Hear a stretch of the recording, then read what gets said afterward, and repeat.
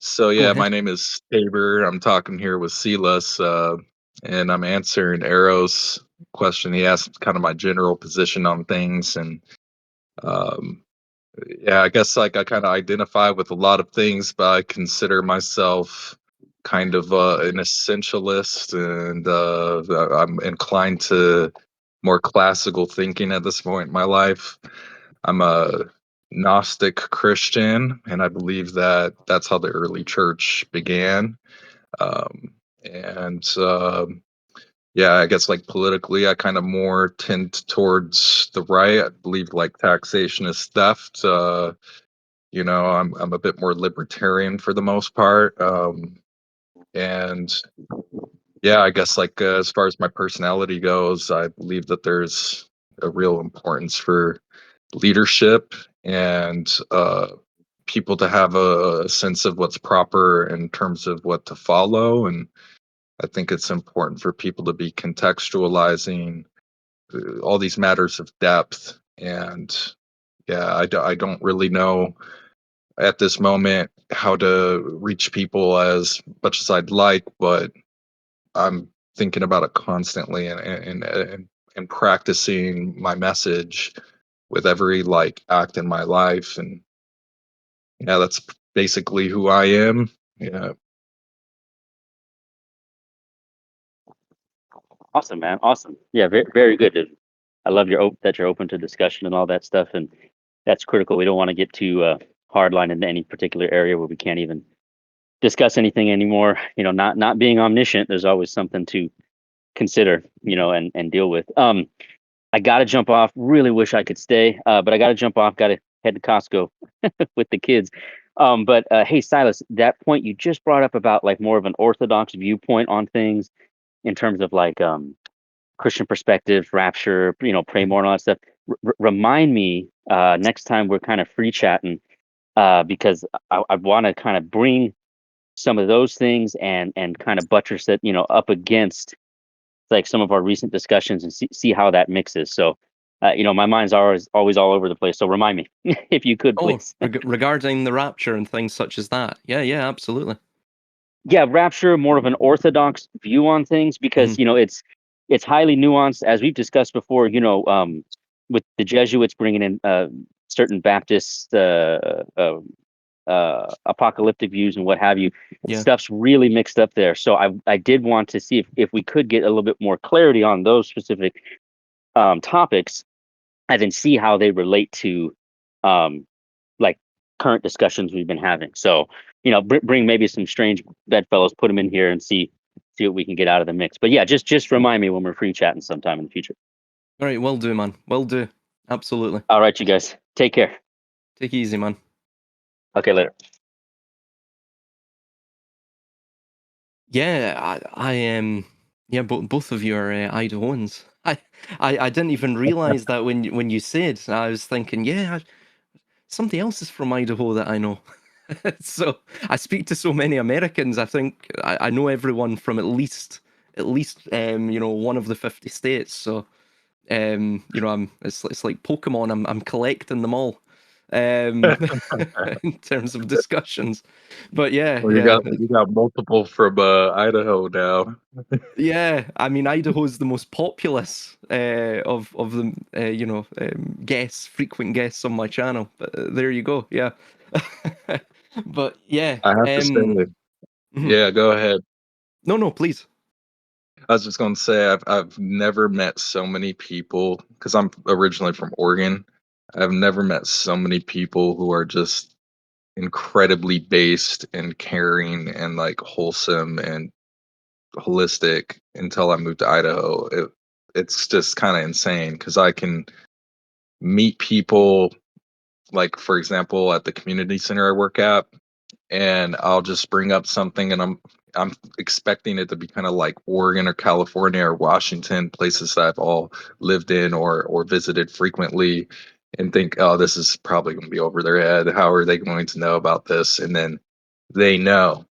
And then I'm thinking, is this just a world thing?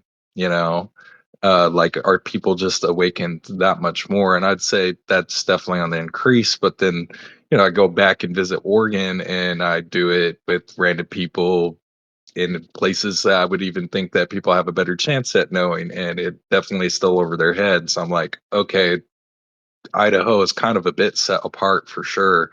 It definitely seems to attract incredibly deep people, and it's very interesting. Funnily enough, that's exactly what Eros mentioned to me when I was discussing Idaho with him, because I think originally he's from California or something. Um, I hope he is. Otherwise, if he's from another state, I might have insulted him. But I think he's from California, and he stated the same thing when he moved up there. It's a it's a great community spirit, and of course as well, it's very armed, very armed state. So they exercise their rights. So therefore, an armed state is a polite state, as they say. But we're also joined by an Irishman as well. So there you go. Hello, Zeal. Hello, all. Yeah, I'm just out on the bicycle here, so I'm just kind of listening. It's probably a bit windy. Hello, all. That's hello, man. That's okay. I'm doing just a wee discussion with um Tabor. May I use your name? Yeah, Yeah. yeah, Tabor. So we're just discussing Gnostic Christianity. We're going to go into maybe some of his views, his political views, and such. Jump in. It's a private one, man. I can head off. There's no problems. I'm just having a bit of a listen. No, no, no, no. Please, please, please. No, no, you can stay. Sound. All right, all right. Well, that Nice brings me to to nice to hear your voice, Zeal. I appreciate all your commentary. Just wanted you to know I've been listening, so definitely glad to have you on too. Go ahead, Silas. Thanks, man. Zeal must not be pedaling fast. He's not out of breath. I'm only joking, man. Yeah, I'm Well, just. that brings. Yeah, sorry, jump in, Zeal. When you get to my age, it's all about getting out. Oh, yeah. I'm man. I'm 30, and I also agree. Absolutely. All right. I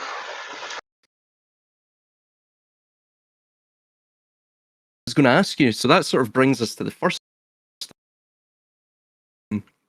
Oh, pardon me. Hold on. Give me a second. I think my audio's went.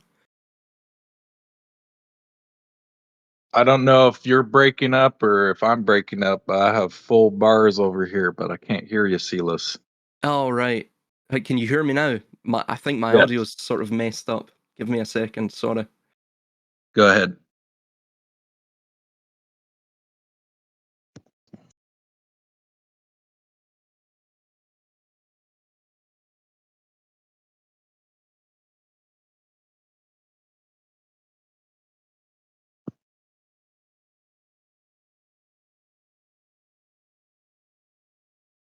You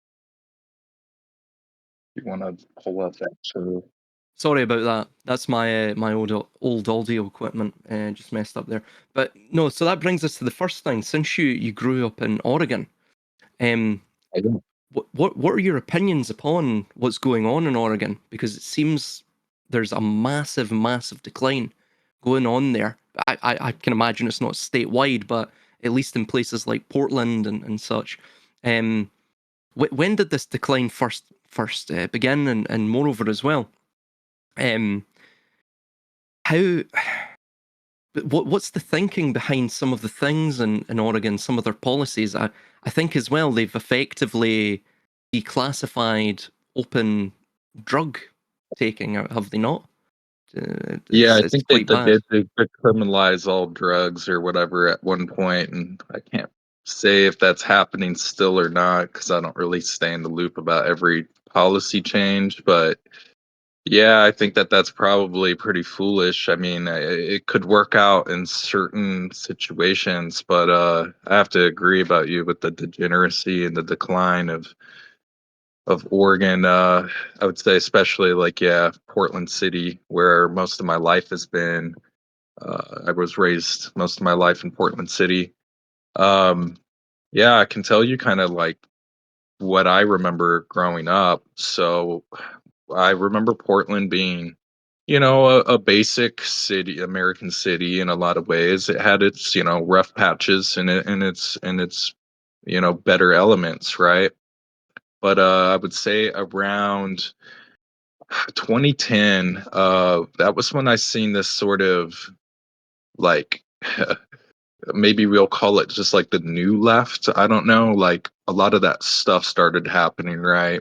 Like transgenderism and all these kinds of things started kind of becoming more central as a point of view. And at the time, I was pretty far left. I was a fish in water out there at that time in my life, and I didn't really notice that I was kind of in the milieu of it because the education system for like younger millennials is what I am. They were very effective in their propaganda campaigns. The sort of teachers that were selected, everything that I was kind of growing up in, it was going to change the city in a big way. And I noticed with this new left in Portland, they were very radicalized and they wanted to make a lot of changes happen. And there was a massive spirit amongst the millennial generation in Portland to make this and that happen. And yeah, I was hanging out with like Antifa and going to these rallies and kind of trying to figure out my political views as a young man. But we had to toe the line. And if you said any sort of, say it was a natural conclusion, a natural inclination to like say a more right wing, or even if it just went to a more moderate position, if it was just going to the right at all, they would scream at you in mass so long as there was more than like four people around. uh if there was just three people or less, nobody calls you out unless maybe they're really brazen. um but yeah, as soon as you have this critical mass of far left people around, they would gang up on you and they make sure that you toed the line and not continue to say those opinions. There was a lot of feminism. They wanted the homeless people to have all these rights and availability to the whole city. And I remember a lot of the more um I'd consider, there's quite a difference between a liberal and a leftist, as much as a lot of people conflate them. I remember all like the people that I really thought were like pretty awesome in the city that I was meeting. They were like a lot of times liberal, but they weren't telling me like any specific identifier of their ideologies. And they were like leaving in flux between 2013 and 2016. And I was kind of confused. Everybody I really liked in the city that I thought was really polite, they had a big heart because they were liberals, kind of like the leftists, but they didn't want to be around this new left, this hard left, this staunch left. And we noticed the drugs rise, we noticed the homelessness getting out of hand, and it just seemed like our city was just degenerating. The whole thing around Donald Trump, people just lumped everybody in, Trump, Nazi, they acted like you were just this like a terrible person if you were, on the right in any way, and all these conflations. And then next thing I know, um, I really had no voice amongst all the people that I was around, because by that point, by 2016, I started becoming more moderate. And it was just a natural progression. I really started studying things and opening myself up to right wing opinions. And it was hard for me a lot because it was convicting, because I started seeing a more based worldview. And I couldn't really deny its logic. And I was like, well, what do I do with this? Because this is going to make me stop towing the line. And I kind of deconstructed everything I had been believing in. And I noticed that like who I was spiritually deep down definitely went along more with classical capitalism and kind of monarchism point of view. Minimal government. I can't really say that there's a way to have no state, but I do believe in a minimal state. I kind of think states are just kind of a natural essence of reality, right? So state of affairs, state of the union. It can be on all these different levels, but there's always a sort of state of things. So I don't know. It just was something I noticed more and more, and saw how all these policies were being erected, all these radicalizations were changing people on these levels around me. And then the whole city just started smelling like pee. And every time I went outside on my job to clean the parking lot before our company would open or whatever, I worked at a grocery store in like 2017. I had to sweep up at least 4 needles, if not like 15. And just seemed like there was a lot of sexual degeneracy on the rise, and everybody was living in flop houses. A lot of people didn't want to work even pre-COVID, all this kind of stuff. And it just showed me that this was not a sustainable place to live for me. Yeah. And there's a lot of ins and outs to my observations, but yeah, I was in the belly of the beast for most of my life, and I saw its decline in real time. And it helped me figure out who I wanted to be and who I wanted to be around, and think that would actually like be more effective people for me. It's interesting because the UK is effectively went a similar way. We're not quite at that stage yet. Don't get me wrong, though. There's places down in like places like London, Manchester, places down in England. Glasgow's going in quite a bad way as well. Where it's sort of evoking these same failed. Basically, what it is, it's the terminus of the Enlightenment era values, especially the delusion of, say, equality and things such as that. I mean, equality is an impossibility, right? Equity as well is an impossibility. Even families themselves, you don't have equality within families. You don't have an equality of outcome within families. Um, Now, equality of Right. opportunity, sure, yeah. I mean, people should be extended. It should be a meritocratic system. People should be extended opportunities, but ultimately, as we see, if there's an ideology behind that's of this sort of liberal bent where they believe everyone is basically the same interchangeable unit, you start to get weird and wonderful types of policies that really are they're built on total falsehood, and from a believed in falsehood, a subscribed to falsehood, anything is then possible. Um, I mean, it's interesting as well because what I notice from a lot of the leftists and left wing ideologues, and I hate even using that term because actually, similar to yourself, I sort of started out as centre left, right? In a lot of my policies, of course, I come from the working class, so there's a strong tradition here of more socialist viewpoints, right? I've never been a socialist, but I've always had a strong ethical understanding that the working man should keep the fruits of his labor, should be able to choose his own political destiny and things such as that. What I ended up finding out later on is those aren't actually opinions within the New Left. Those are fundamentally opinions that you may find on the right or the conservative right or what have you. But that said, what I find here is that the city can be decaying around us, right? Well, I say it's actually starting to get quite bad in Edinburgh because you're getting the homeless are just beginning to, camp on the side of the streets, the main street, Prince's Street. Several of them have already overdosed as well. Of course, that's not necessarily what tourists want to see when they come to Edinburgh. But it's interesting because the left-leaning politicians, the leftists, the activists, all this degradation can be going on around them, and it's like they don't see it. It's like they view the world as, this progressive fantasy that's just it's becoming more progressively certain that it's great, right? Look at it. And so everything's rose tinted.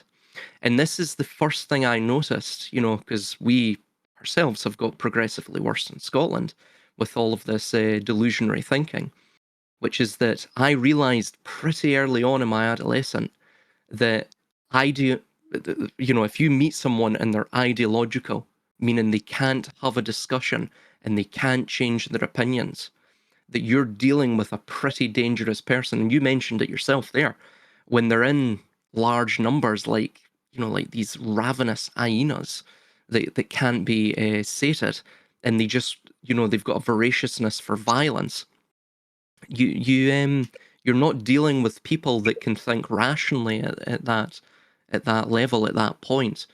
And I always found it rather strange that the political class, be it on the regional or central national government, they would actually support this type of mob mentality. And eventually, I actually started to look into arguments against democracy, and I realized pretty early on, just reading the likes of Herodotus, the ideas of Anacyclosis, Polybius, all of these thinkers, even Plato themselves, democracy is actually one of the worst. It's one of the worst and most tyrannical of all governmental systems, and it's actually it's particularly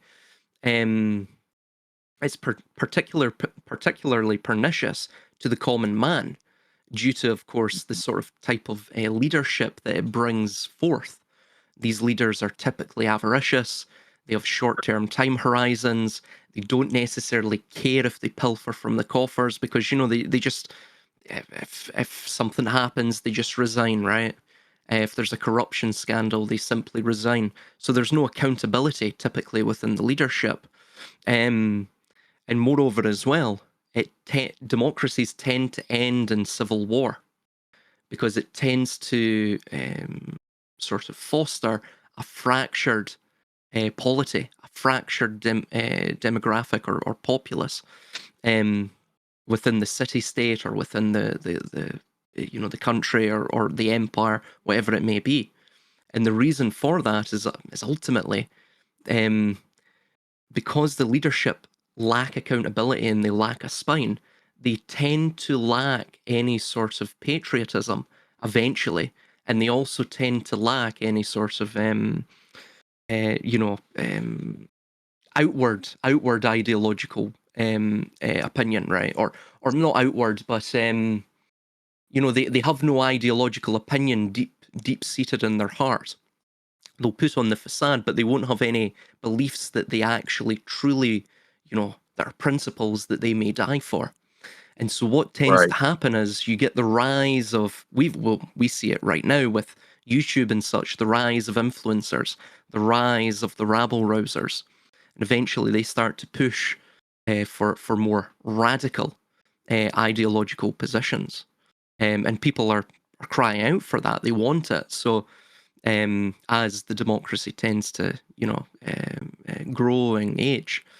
So, yeah, I'm similar in a sense. I mean, you need minimal government, minimal state intervention, because ultimately government itself is, as you see, it just tends to devolve into total anarchy, which is it's the sort of irony of it all, Yeah, definitely. I think that it's minarchism, right? Is it's kind of more about pointed out, having a gate and having people watching on the gate for the foreigner, because that's the people that you can know about, but it's an intelligence operation to know anything about them, because they are technically far away. They're not within your gate, so you don't have as much observation of them, so they're to be trusted as easily. And yeah, I'm a believer in borders. Like, I wouldn't want anybody in my bed. I wouldn't want anybody jumping over my fence. Like, there are boundaries. Yeah, call me a Saturnite, I don't care. Like, there's a respect for boundaries. It doesn't mean I'm a hyper boundary focused, but there are some basic differences, you know. And I think you were bringing up a lot of things that I have context for as well, and I think about the fact that it's interesting that with what I've noticed with like your average ignorant bleeding heart liberal and your, you know, common leftist is that they often have these more abstract notions that they believe are principles, but they're more like pet virtues and they don't really apply to real world action. They're just these sort of ideals, and it's pretty feminine in my opinion. Not that that's wrong or that some of the things that they want are wrong, but they're not they're not fully right is the issue. They're only partially right. It's like I have those same ideals, I have those same feminine sensibilities, but what is it in practice? And whenever it finally comes down to, well, how would you know, what is that based on, and how does this end? What are your means? And you get into these more objective questions to try to qualify their pursuits or their basic fundamental values or whatever it is, and you try to get into the law of identity of it.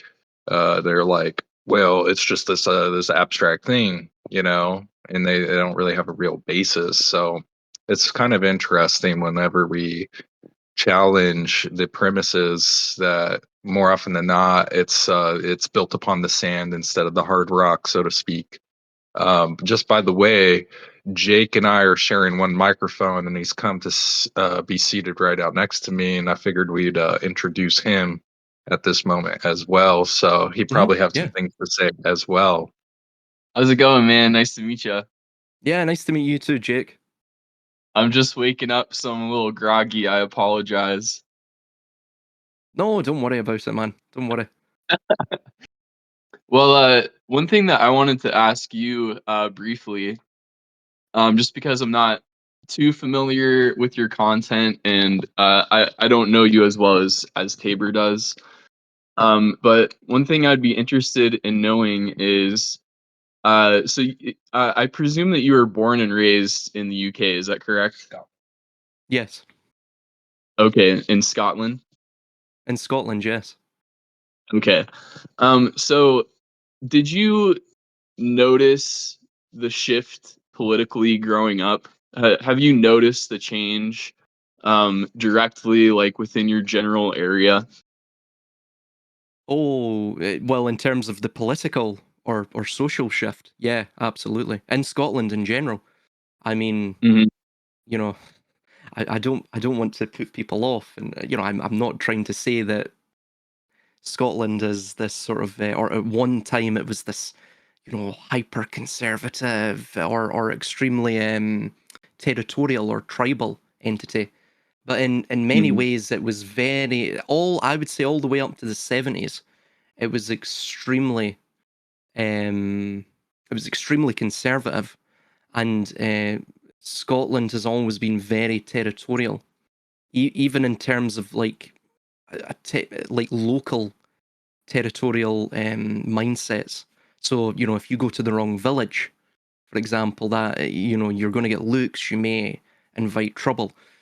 Now that you may say that's a terrible thing, but you know there's a reason. Of course, we were never conquered, right? We always had that sort of mindset.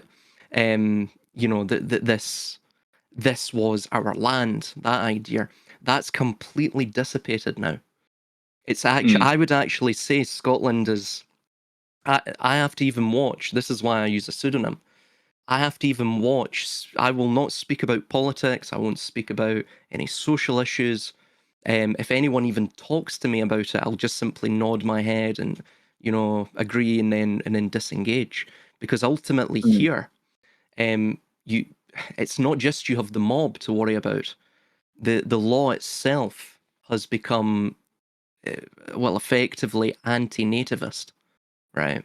Right.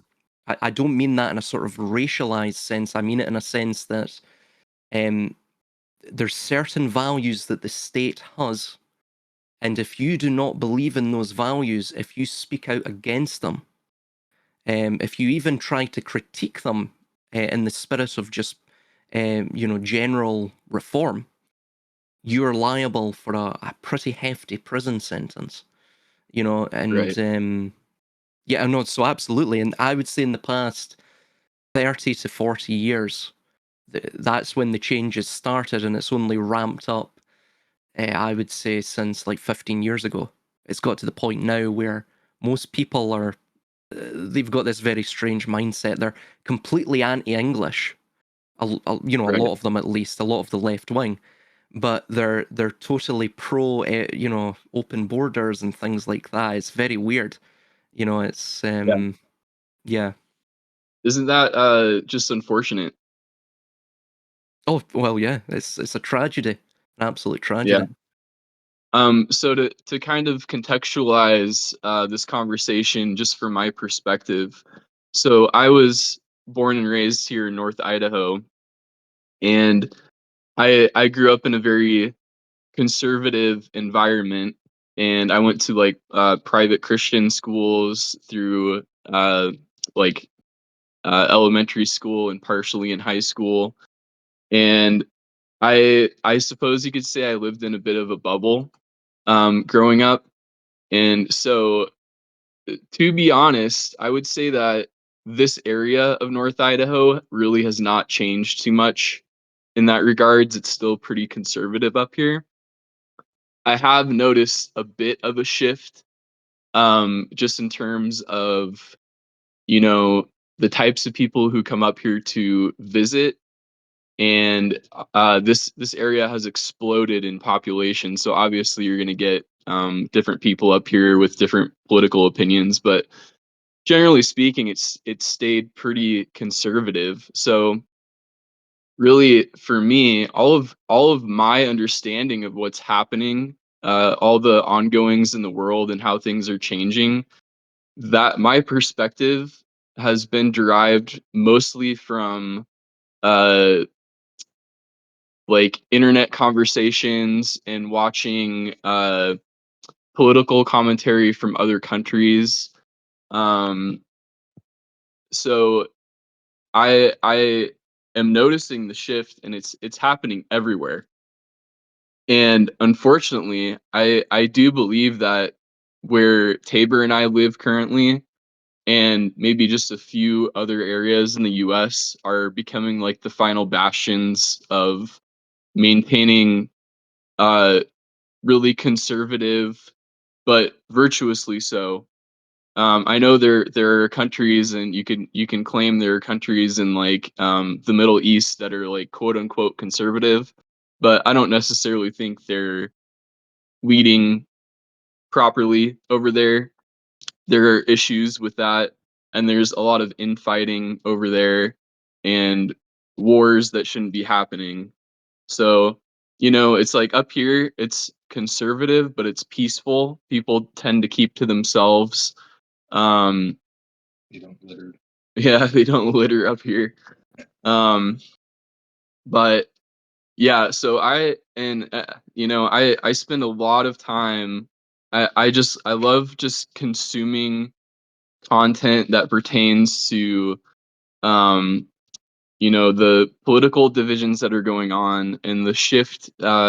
We see the shift from what was traditionally masculine to now more of like a corrupted feminine idea of how we need to be running things, and it's infecting every aspect of the world, and it is causing really extreme problems. We see the demoralization of men, and we see this the the the population of women in the world right now. They're just being completely played, like they're being duped into thinking that they need to be more masculine in order to, like, it's funny, they need to be more masculine to overcome the patriarchy, right? Do you see this kind of dialogue that's being injected into like every facet of our lives? It's unbelievable. Oh It's no, totally. happening in our it's happening in our education system. Our education system is hyper feminized. It's extremely degenerate, it would absolutely blow your mind. Well, maybe not, because I know you're probably experiencing the same things, but it blew my mind even just recently, reading into even places like Harvard, like what that are supposed to be the most respected colleges in the world, and they're being completely demolished from the inside out.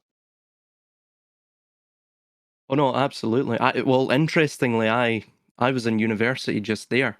I eventually left, but um, pretty long story. But it's to do with the sort of degradation of the institution. But I went there, and of course, there was there was at least one or two tables or groups, if you will, within each class that were they were of Scottish descent or extraction. There was a couple of Canadians, quite a few Americans, ones from New Hampshire and such, and I don't think there was any other states. It was just New Hampshire, and then you know an assortment of other ethnicities, and I was absolutely astounded. I mean, of course, as well, the professors, a lot of them were multi-ethnic, so and their English wasn't very it wasn't very good. I mean, there was this Right. one Chinese professor where, and don't get me wrong, I don't think, I'm not using my thick, heavy accent. I'm using this type of accent, which I think is fairly intelligible. And Hmm. it's almost like he had no grasp of the English language. You couldn't have any sort of deep conversations with him, which was to me astounding. Um, but yeah, I mean, I was completely, if you will, bamboozled, flabbergasted, just at the sort of level, the tenor of the students. Most of them were using AI. In fact, to tell the story, that's why I left, because a lot of it's group projects. Well, it was in the second semester. See, the first semester, most of it was independent stuff, independent coursework. So, I didn't have to. I had no issue because I'm just relying upon myself. But when you get into these group projects, a lot of them, I mean, these people are really lazy. They procrastinate and they also have weird and wonderful ideas as well. I mean, for Hmm. example, there was this one, the large group project right at the end of the second semester, just before I'd finish my third year. So I'd finished all the reports and all of that stuff, and there was a couple of other reports still left to do, and then there was drawings and everything else to go along with it. So obviously I delegated the tasks to the other students in the group. Right now, these people are Scottish, and uh, the two reports that I got back, I was reading it. I'm like, this sounds like Chat GPT, like every Yeah. single line. So I put it Hmm. through an AI checker, and you're thinking, well, maybe it'll come back like 30% or what have you. Like they usually don't check if it comes back at that. But no, it came back at like 60 or 70%. So like the guy's pretty much just taken it and copied and pasted it. And there Right. you go. There was a couple of other Yep. drawings, construction drawings, and they had literally just got Chat GPT to try and make up the construction drawing, which Hmm. all the lines were all wonky. None, none of it made sense. I mean, this is a technical drawing. There's no way you could get you can get an AI to do that. But what it shows ultimately is they're mentally checking out. They don't even have the attention span to say to write a 1,000 word report, which is all you had. It's really all you had to do. Um, Right. so you're seeing a sort of breakdown, and there's a cognitive exhaustion. And in my first book, what you tend to find with civilizations as they age and decline, right before their collapse, is the genders get flipped around. Now, the women become more masculinized, not because, you know, they want more power or they want more control or they, are trying to, it's like some evil conspiracy from the females, but it's that men become more effeminate, men become weaker, less assertive. Mhm. And I mean, this was when I was looking at, for example, Rome. You know, it's astounding when you see the sort of rise of transgenderism in Rome, where men would marry other men wearing the bridal veil. And, you know, there was conservatives at the time in Rome laughing about this, you know. And one of them remarked, I think it was Marshall, who was a first century AD epigrammist, and he stated, "Is this not enough yet for you, Rome? Do you want him to give birth also?"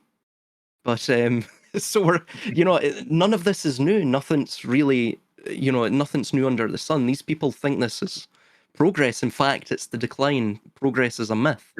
And so ultimately what you're seeing in the West is it's very symptomatic of civilizational collapse. And ultimately, what you have to see right at the end of the civilizational collapse of Rome, you had the rise of Christianity, and you had the rise of, if you will, right alongside it, the sort of barbarians as well, right? Who were, you know, by and large Christianized as well, but you know they were sort of a more pagan-esque Christianity, if you will, right? It was still very warlike. And what you tended to find is it's those that, if you will, the scholars who insulated themselves from that collapse, who built those parallel societies. They were the ones that went on into the medieval era and the Dark Ages, medieval era, Renaissance, that eventually re-established civilization. It was their Amen. philosophical or intellectual seed that eventually, you know, refounded all of that stuff. So I think a similar thing's going to happen right now. We are similar in that regard. You could say, you know, we are the, like what you were saying. There's these enclaves, like in Idaho or what have you, that still hold on, if you will, to the old ways, right? But they're attempting to make them more assertive. They don't see. They don't just. You can't just conserve. Conservatism is a way to simply just lose, because it's a defensive position. What you have to do is you have to assert a new culture. You have to assert something that's reborn, or it's a renaissance.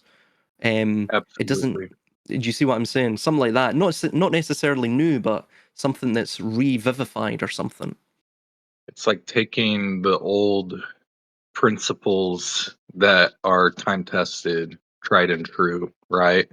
And also contending with the current circumstances and with the anticipation of the things that do need to be resisted upon ongoing. You know, everything that's ongoing, there are a lot of things to be anticipating. It's a respect for the past, the present, and the future. And I think, you know, we were talking about this before we started recording. Um, there's a sort of like classical Gnosticism where you're an embodied person because you do have the understanding, but it also uh, it emanates from you as well with your acts, right? Gnosticism is it's not just what's within, but it's also what's without, and people are too often focused on one extremity or the other. And you know, this is where I just kind of want to interject a little bit about, and I'll have to pass the mic back to Jake after I give some context here. But he kind of comes from a fairly Jungian perspective a lot of the time, with his respect for the masculine and the feminine in balance. What he believes is, in the alchemical marriage, right?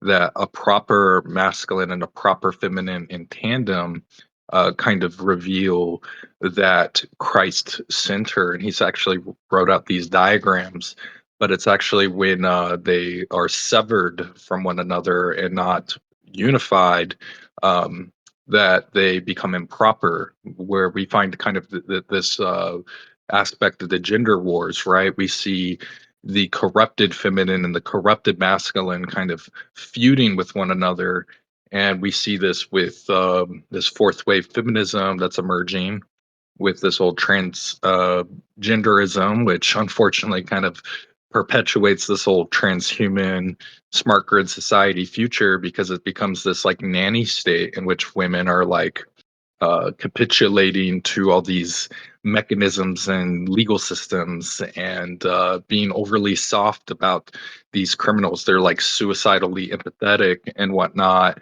because, oh well, my pet virtue is foreigners good because we need diversity, but it's actually like creating all these issues downstream of that.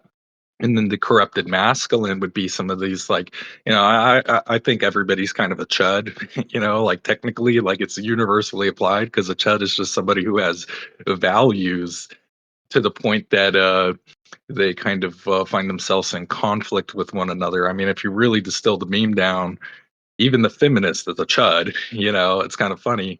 But when we look at the, especially I think with the Zoomers, which I've noticed, they need a lot of guidance, but they haven't been brought through the rites of passage, so they don't know how to be properly masculine. So they end up irony maxing or feeling like doomers, and they kind of just go between these extremities of, well, it's over, the West has fallen, billions must die, and then on the other hand, um, they're like, I'm just going to laugh to keep myself from crying. So let's just meme about all this kind of stuff. But women unfortunately don't tend to respond very well to those kinds of attitudes, because as much as we should all be laughing together, um, they sometimes feel just misunderstood by seeing this sort of commentary or these sort of memes around them, and they're like, well, I don't relate with that. um, but I kind of want to also, just before I, pass on the conversation, I want to kind of speak to a few things that we can get into about some of what Jake and I have observed with his job. Luckily, he has some downtime. He works overnights and whatnot, and he gets to observe probably a lot more content circumspectually compared to what I get to. And he's been on, all the different social media platforms, observing especially the kind of content that comes out of the sphere of women, the woman sphere, and he's like observed all these things on TikTok, and it's very interesting. You can say a lot of things, but one of the things that we've noticed is that the math doesn't math with all of these like simp accounts, these I think that there's a fed op going on, because there can be like 200 to thousands of these like male accounts funding these women on TikTok, and each individual woman has it. And how many of the simps could be real and be giving to all these different women? I almost feel like a lot of these are just bot accounts. Probably the vast majority of them. I'm sure there are some real simps out there. That's definitely part of it, but there's this sort of you know um, high school to lonely fans pipeline going on, where a lot of these women are like, well, if I just create content, and it doesn't necessarily have to be explicitly sexual, but it can just be at least a little bit sexualized, and they can do anything upon that gradient, and they're like, well, I'll get funding. And then for the other women, they're like, well, I'm going to find myself in these, white collar positions, which are actually um, also able to be taken by things like AI. Like a lot of these white collar jobs are going to be the first to go. So what Jake and I have been anticipating in the future is this economic crash in which AI is going to take the white collar jobs from a lot of these like more blue pilled beta dudes, who are also tend to capitulate to that sort of white collar, soft kind of workplace condition. Their jobs will be taken, as well as the women. And also with the AI content, I mean, we see all this stuff booming on the internet right now.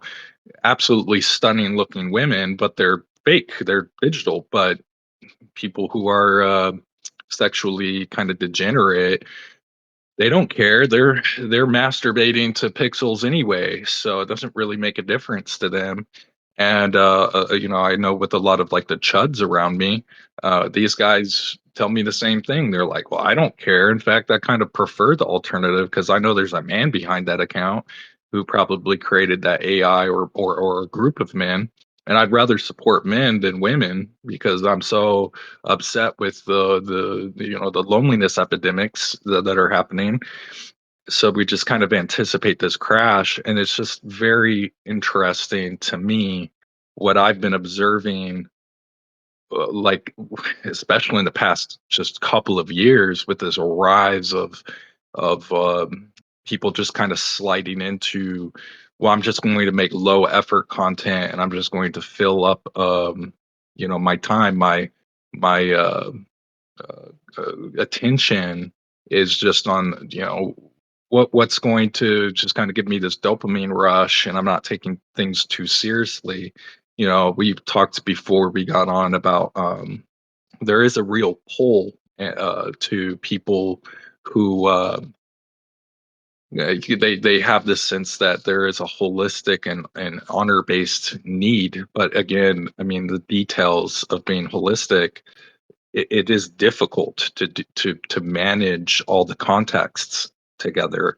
And for people like ourselves who are more in the depths of this, it is a difficult thing to be able to create content that is approachable to, because it's always applicable, but is it approachable for the average normie? Well, this is our challenge, and today that we're trying to help people like get out of the irony maxing and the doomer black pilled spheres of content and try to make real solutions um, viable, right? Anyhow, so I'll just pass on to everybody to discuss, but I know that Jake is probably going to chime in after your response. Well, yeah, I mean, really, what you're touching upon is the demoralization tactic that is running through the entirety of the social organism. I mean, another one, for example, by the way, the whole gender war thing and the culture war, that's a sort of macro social crisis that was developed by the system itself. If you look at, say, environmental macro crises, you have, well, for instance, all around the world right now, you're having wildfires, right? I mean, even using that term itself is sort of buying into the gaslighting, which is that these are from the wild, right? They're of nature. It just happens, guys, right? You have 27 degrees in Scotland, and then the whole Cairngorms just starts burning. You know, it's what you're dealing with there is everything that they do is a sort of slow burn. No pun intended. Basically, for example, with the wildfires, it's what that's designed to do is to constantly burn with high intensity the same area year in, year out, which ultimately leads to hydrophobic soil and desertification. And couple that with, of course, oligopolies, basically corporations that own entire markets or perhaps entire countries or entire regions, that they can start buying up land, the only fertile land available, and then eventually that allows them to create what they're terming now freedom cities, another gaslighting thing, but ultimately mega cities. And this ensures that they can centralize all power unto themselves. They can create a subscription for survival and for life, and they can ensure that everything goes through the digital, which is ultimately the virtualization, the digitization of the abstract, of the Geist, which isn't the soul, right? Which it's, again, if you were to look at it in a sort of Gnostic viewpoint, the Geist is the demiurge, it's the lord of this world. But arguably, of course, it's of the mind, right? And it's of the inframing of that reality. And of course, the soul and the body being the instrument of the soul is of this agnostos theos, this unknown God, this how would you describe it? This sort of pure potentiality, undifferentiated and unmanifested. This eternal and unconditional space. This circle without a circumference, point without a place, that type of thing. So it's what you're the thing that people are after. It's people also claim now that they're nostalgic for a time that they have never lived, what's called anemoia. No, it's not for necessarily a time and space that they've never lived. It's for the reconnection once again with a more sort of magical or soulful or natural way of living, right? And people are being denied this through effectively this pure, unadulterated, um, incomparable greed by corporations. And to speak to the gender war and the gender imbalance, it absolutely is the case. That's absolutely what's going on. And we'll get into this more, but the whole MGTOW thing and the feminist thing, that was created by the same system. So, for example, within any fault line or dialectic that they establish, which are typically binaries, right? Extreme binaries, be it left and right, that's the main one, and everything branches off from there. You had the MGTOW in the third wave feminism. I think it's in the fourth wave now, or what have you. But ultimately, with that, is see they will with for example the algorithmic economy that we have right now, the attention economy. They have total control over the digitized public square. They no longer have to directly control the opposition. They simply can, through virality and algorithm and tweaking the algorithm, they can push certain voices indirectly, subtly, and they voices become the sort of the captains of that specific binary or that specific client group. So ultimately, they foster this type of hostility from behind the shadows, and they can do that now through the digital theatre. But it's ultimately it's to stop the formation of the family unit, because it's similar, of course, to the poisoning of the waterways with data centers, or the creation of hydrophobic soil through out in the wilderness through that of wildfires. What they're trying to do is create dependency and enhance dependency to maximize dependency on the state. By the way, this never works. Whenever they try this always fails disastrously, because see the delusion of the Geist, or the mind, if you will, the demiurgic mentality, is that they believe that the entire world can be mathematically coordinated and measured and understood. And if it's unquantifiable, say God, then just simply get rid of it if you can't quantify it, right? And this is why everyone's turned atheistical. So it's the problem is you can't do that. there's a thing within nature, within the world, within the very human being themselves, which they're trying to subjugate, which is it can't be suppressed. It's beyond the ability, beyond the orbit beyond the purview of mathematics. And ultimately, this is why all of these systems collapse eventually. But yeah, the reason it's irrational is because, well, ultimately, they're trying to bend nature to their will. So it's it starts to get weird and wacky and wonderful. Remind me to circle back to universal basic income. If I don't touch on that, I might forget. Oh, yeah. But I want to kind of delve into the archetypal masculine and feminine and our gender roles.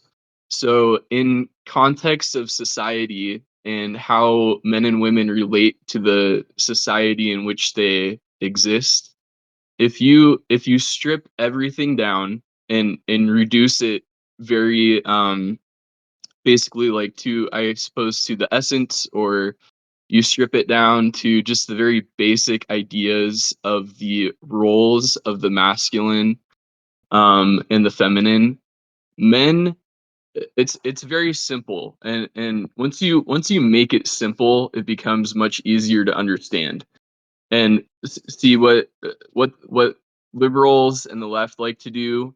They like to conflate everything so everything can be anything it wants to be, and they make it confusing. They're the authors of confusion, right? So you strip these roles down very simply.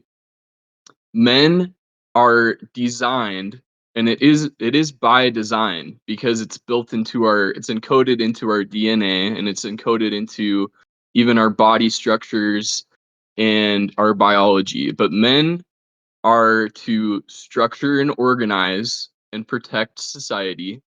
That is essentially our role. Women, their role is to have children and nurture children in order to maintain the population level and continue to have society, you know, continue. So if you, even if you just zoom it into like the microcosm of, say, like a tribe. So let's say you have a tribe of 100 people, right?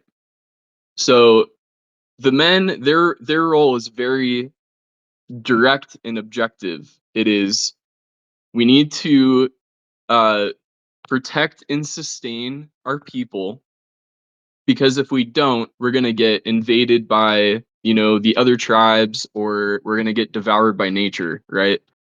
Like back then, we didn't have all these wonderful modern conveniences, so it was essential, it was necessary for men to do this. So men have to protect and defend the tribe.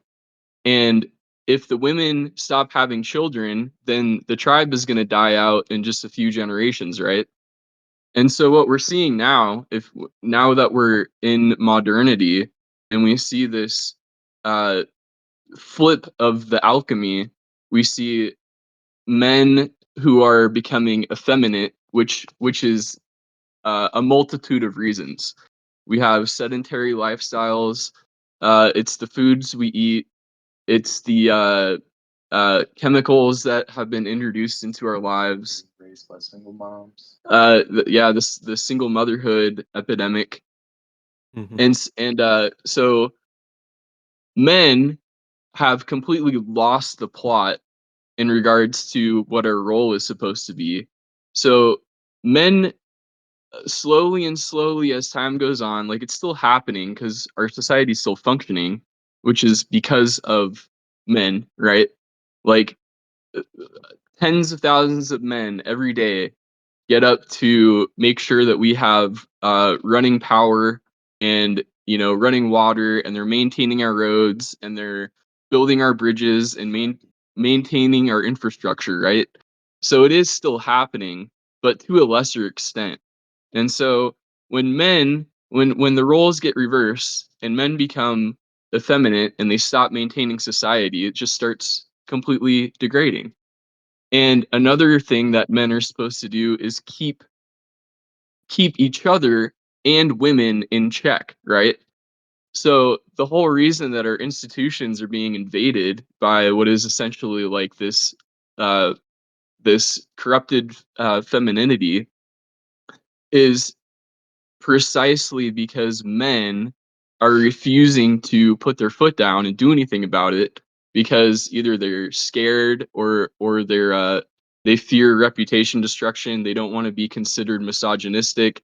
It's this weaponization of language that's happening. And so that's the masculine and the male aspect of this.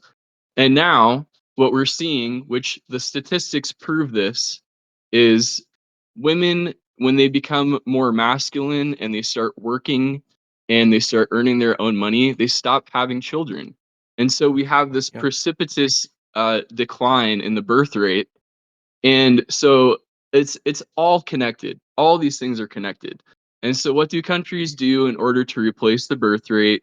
They open up the borders and they say, well, we have to have more people come in because, what are we going to do when our birth rate hits 0 and we no longer have anyone to sustain society?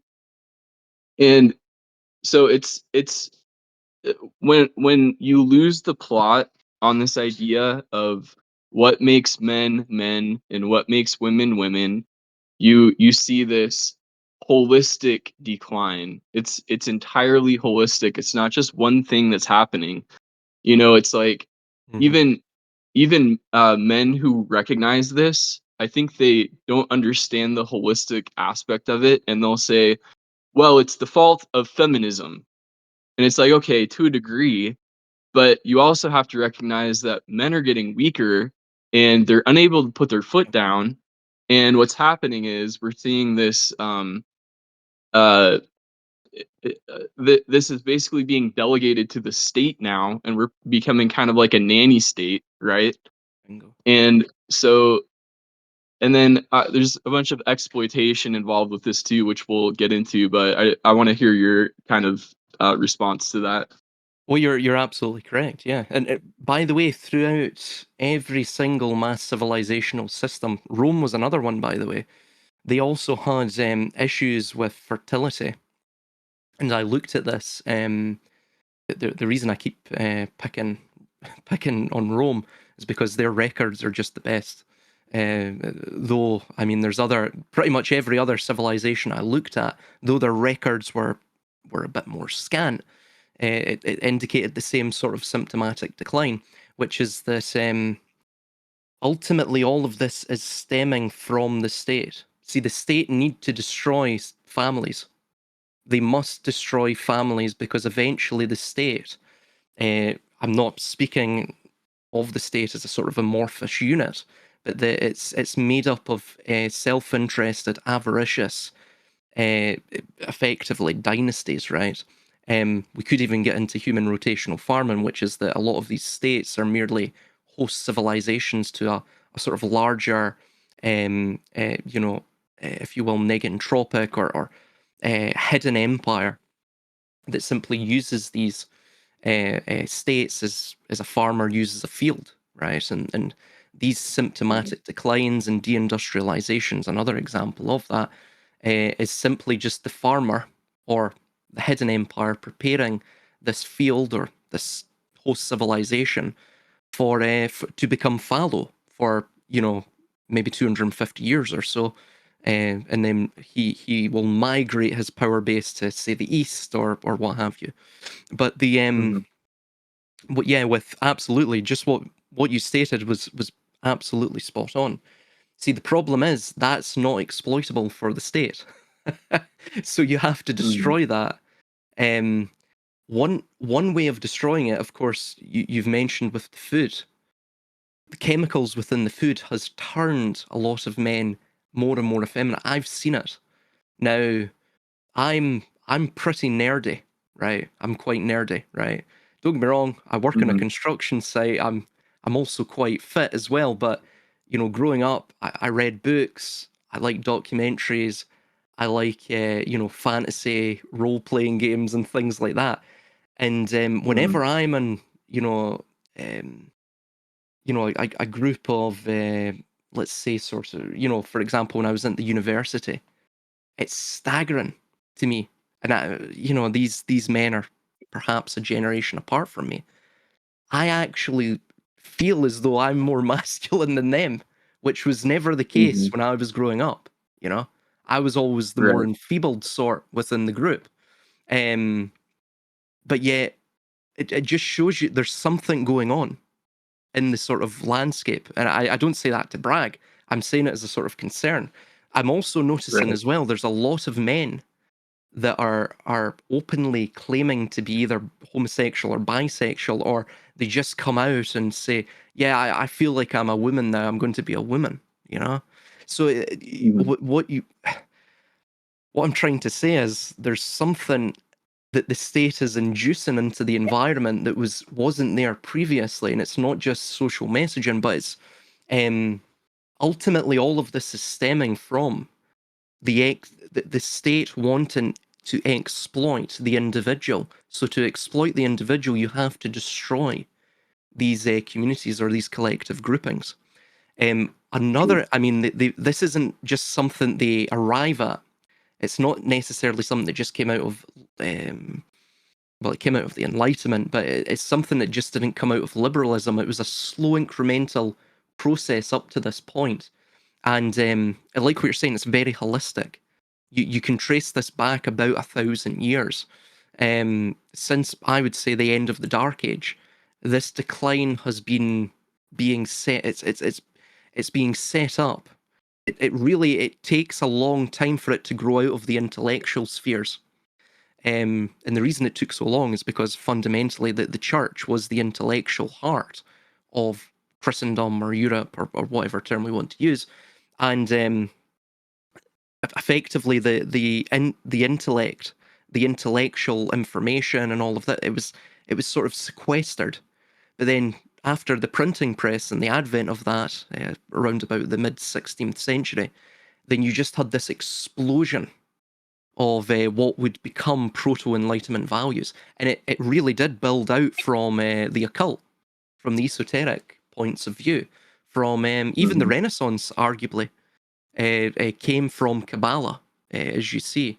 So everything you see here is basically, it's based upon the hidden, it's based upon an elect who have a hidden understanding of the mechanisms in nature. One, for example, one of the principles of Hermetics is gender, right? This is a universal principle.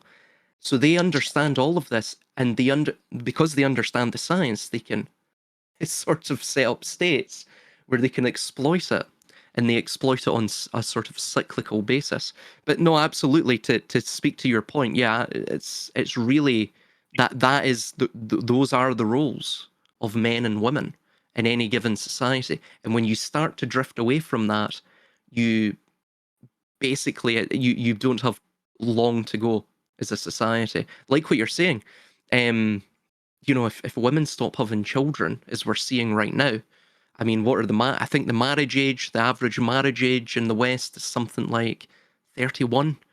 And you look at historical precedent as it's set, any society where the marriage age rather is above 28 typically do not survive for more than a generation. They just collapse, and they collapse because ultimately it creates it doesn't just create demographic problems, which is absolutely there, but it also creates societal problems. So, for example, see when you start to get like what we have now, this breakdown of the family structures, women become more masculinized, and they tend to have higher socio-economic earning potential in that. They start to they basically go off into the wilderness, right? They're not having children. Why would they?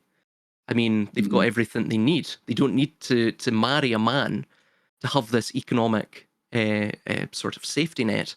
And then, of course, the man in themselves within this union eventually will breed. They will mate. They will produce children. Women, of course, why take the risk? Childbearing's a risky business, and of course it's painful. And of course we have a low attention span economy, so, a low attention span society. So they don't necessarily have this innate ability for delayed gratification. So, you know, women tend not to have children. And what does that do? Well, now they're in the wilderness. So because their window for having children is very, I mean, it's, you know, you're probably any age after 35 and you're going to start having issues. You know, you're playing a lottery game in terms of, firstly, the child or offspring having any deformities or genetic issues, and you yourself having any issues within, childbirth. So what they tend to do is focus on their career and they, while they're still fertile, they're still young, they still have sexual market value, they tend towards hypergamy or polygamy, right? Um, so as you find, if we were to do it on a scale of 1 to 10, women of all brackets from 1 to 10 tend to, in a hypergamous or polyamorous or polygamous society, tend towards wanting, the 8, the 9s, the 10s, right? If you will, the Chaddingtons. So whatever that means within that given society, Um, but as you see from, I looked in my first book, several Amazonian tribes and also in Africa, we have this issue. This is why you have civil wars are so rife within Africa and the dissolution of states, because they have in certain areas this very hypergamous culture, where men will have 3 or 4 wives and the chief may have upwards of like 20. And what this does is it see the problem is, the reason you want a monogamous style, uh, um, or monogamous fashion of relationships in a society, is that it allows every man to settle down. Men, as history has shown, are ultimately the most evil of all the genders. Of all the massacres, of all the industrialized, slaughter that has occurred throughout history, men have been at the forefront of it. Now, I'm not just saying men are evil entirely. Of course, as we're saying, they also create civilizations and they construct things, and they're quite innovative and ingenious as well. But when you But have they have men incredible jump in, objective power. absolutely, yeah, and see if you don't have that settling down, and you've also got them in limbo as well, you start to get very, very terrible outcomes for society. And you actually see that from the historical precedents that have been set in Rome. Another one is the Abbasid Caliphate. Transgenderism was also rife there. Right at the end, you had this is an Islamic society, an Islamic caliphate, and you had right at the end of their 250-year cycle of civilizational lifespan, you had transgenderism, as I mentioned, women trying to become judges and doctors. You had a lot of female mathematicians there as well. And eventually, when that collapsed, firstly, it properly collapsed with the Mongol invasions. I mean, so that's one thing that can happen, where the barbarians on the hinterland, who still apply this sort of heroic masculinity, they eventually will take over the society, because you have a bunch of feminized men, and you have the outsourcing of the military power, and the sort of military service to foreigners, and or of course, as we saw within the Abbasid Caliphate, you had a hyper patriarchal revolution. Really, it took off there, and we've had the sort of Islamic fundamentalism ever since. So there was a sort of switch around that occurred with Christendom and Islam. Islam was always more, if you will, not necessarily open, but it was more liberal, if you will, compared to medieval Christendom, which was more martial and patriarchal. And then you had a switch around about the Renaissance. So I mean, these things are, um, I mean, they're natural principles. You know, if you go against them, it will literally, you will rue the day. Do you know what I mean? So that'd be my comments on that. Yeah, and I think that I'm going to kind of zoom out for a moment and kind of talk about just like basic human senses of things, to kind of go back to referring to Jake's diagram, which I'm sure he could probably share in the Discord at some point. I know he had some iterations of his diagrams about the proper masculine and feminine versus the corrupted masculine and feminine, and it's a pretty good little infographic to use to just kind of find some context here. But I think that there's some different references, just kind of harkening back to some of the points we've been making here, that I think kind of tie things together. So you were talking about how that that kind of demiurgic geist.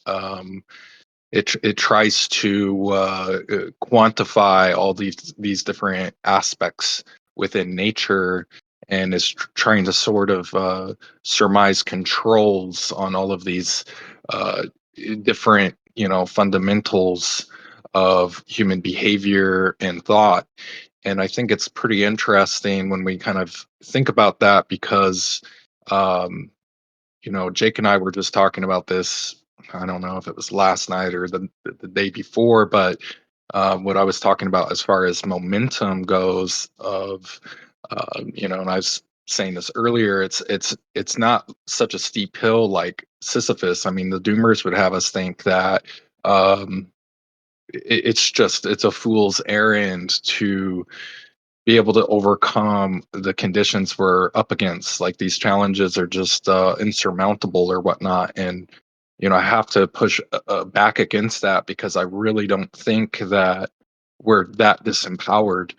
We really need to believe individually and collectively that we have some leverage and we can use it, and we can um, find ourselves building parallel institutions and economies. We can create our own media. We can create our own literature and video games and movies that you know imbue society with sort of values that are going to make us feel like we're living more amongst nature again.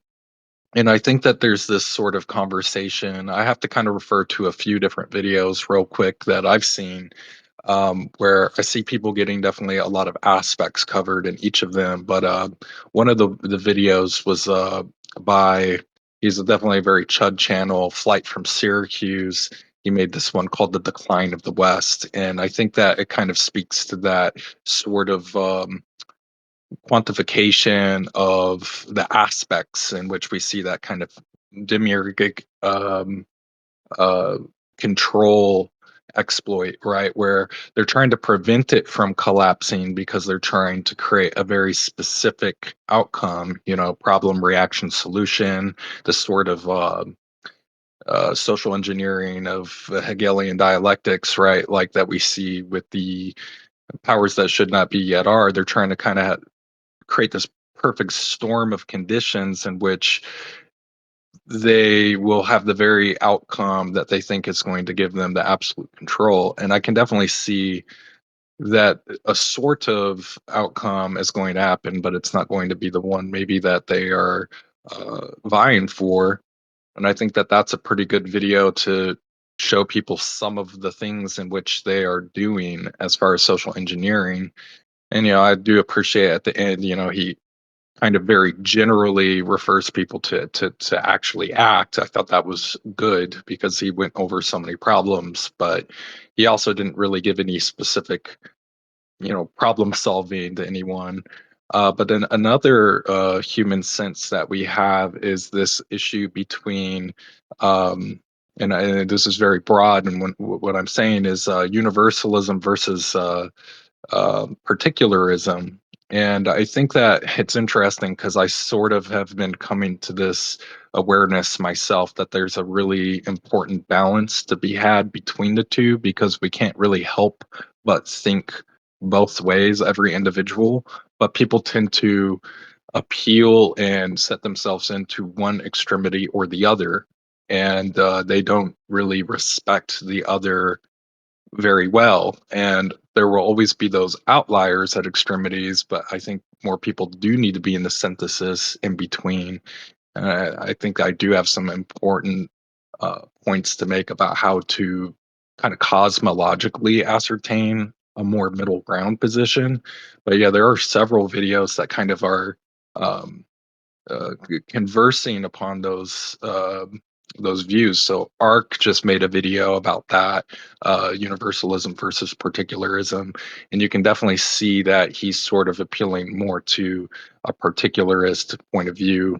I think it's called like Xfilio or something. I can't remember his channel's name too much, but he made a video about the folkish right, and he was also appealing to that kind of particularist view. And I noticed that a lot of people who tend to be more pagan or nationalistic. They tend to be moving toward that. It's sort of a revival of that mentality, and it is important because I mean we are in a cosmological predicament where we are only dealing with so many of the batters that could exist in the grand universe. We're in a locality of it, and this is sort of how I can be a bit of a Platonist, but also respect the sort of primordial deities, that pagans would observe. I don't think that they're non-existent. I think that archons aren't always evil in and of themselves, but they are downstream of a more universal holy being.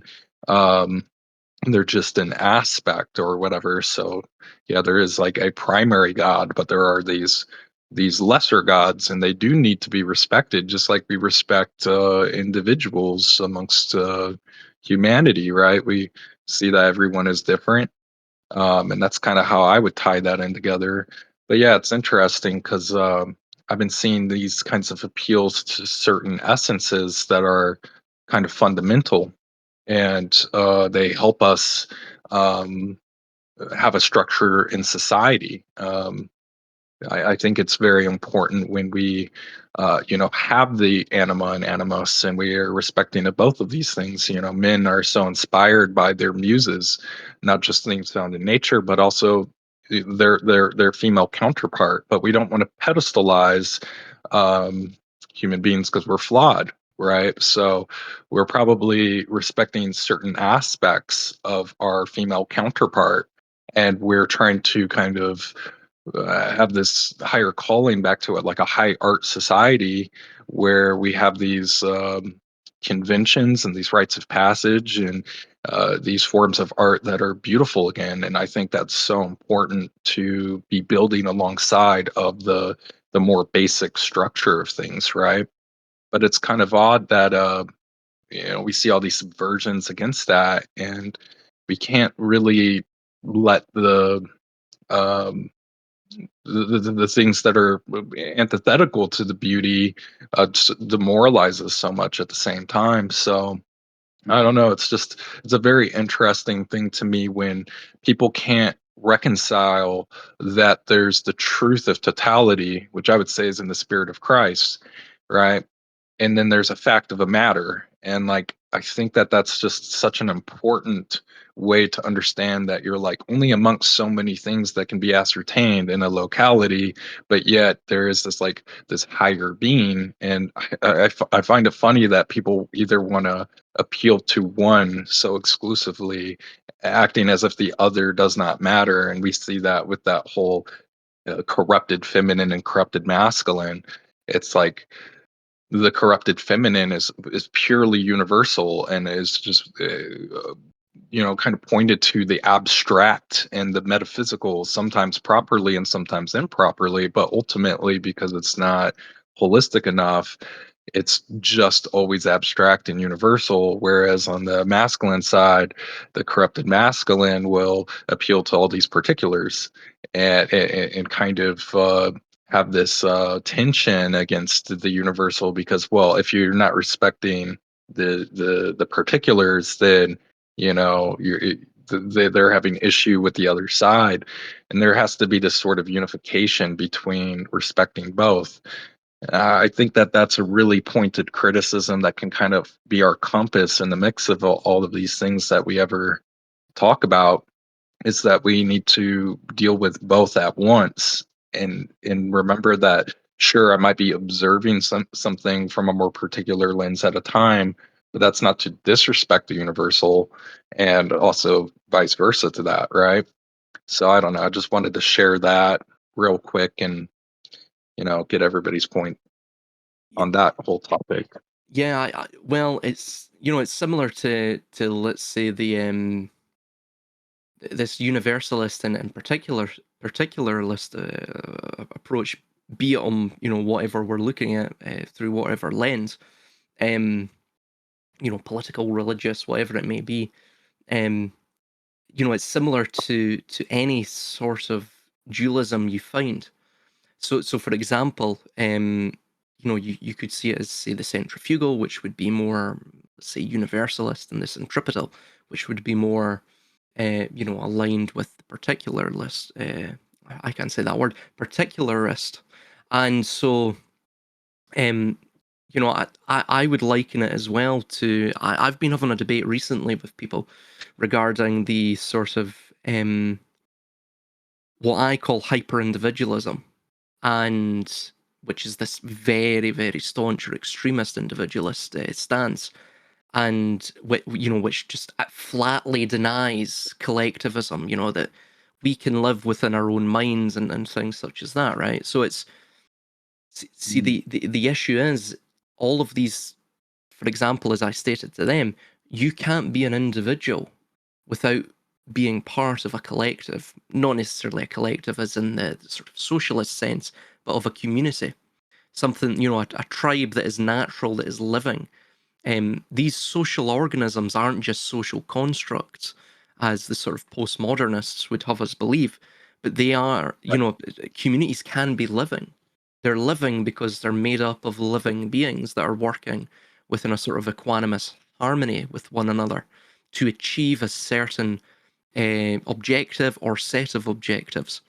And so what I see is, as historical precedent has it, I think the best strategy to have is that firstly you awaken yourself.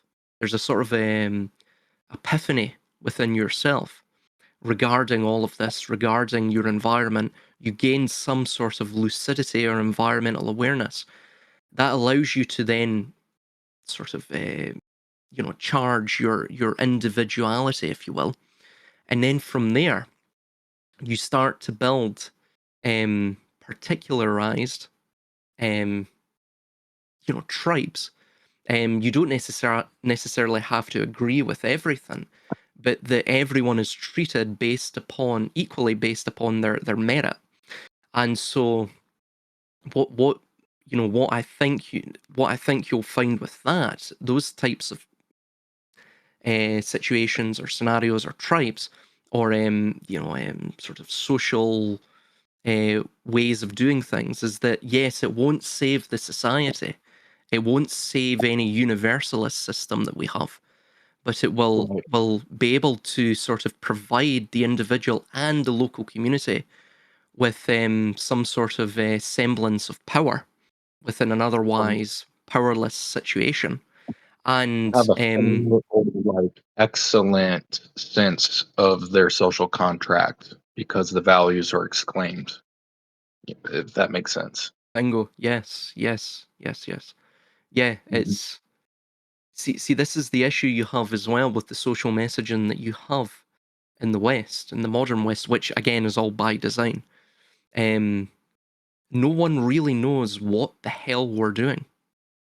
And this is what you tend to find with civilizations, and the reason cognitive exhaustion kicks in, I believe, again from my opinion, just in my study, I couldn't prove this demonstrably, but I can prove it in part, right? And I have a strong sense that this is what's going on here within every one of these civilizational collapses, which is that eventually, once the threshold of exploitation has been reached, and they reach, as in any economic or business cycle, they reach the point of diminishing returns, they turn towards artificial collapse, and basically they socially engineer that.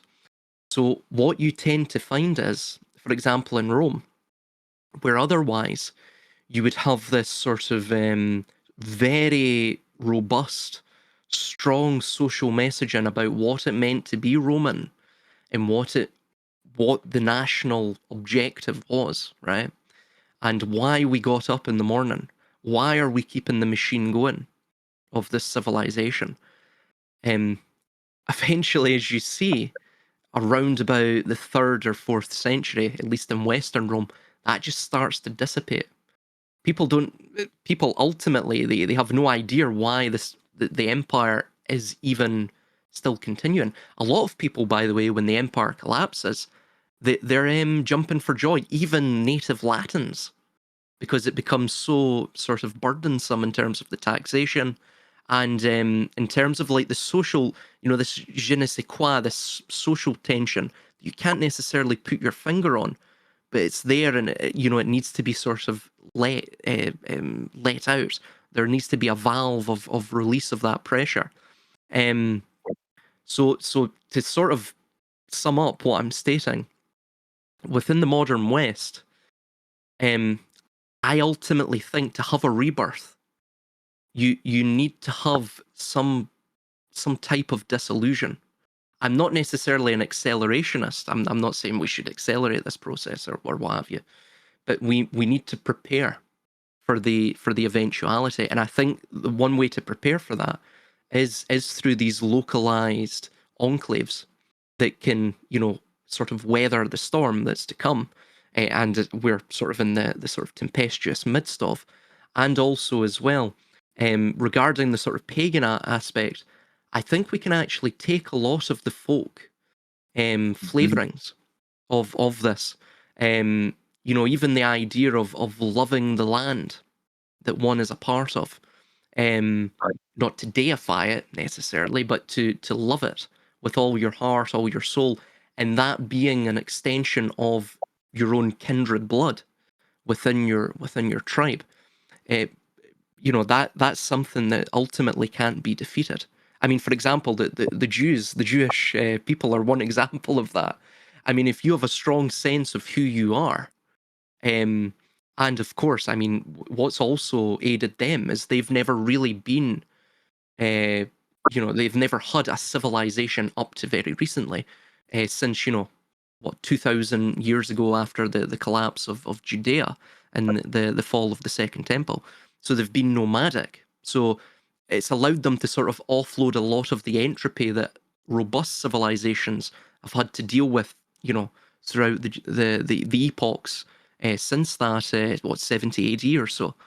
So what I'm saying is it allows them to be robust, to be versatile, to be very, very, to have a high in-group preference, and to ensure that they know exactly, firstly, their objectives as a nation, as a people, and secondly, they know what is right and what is wrong.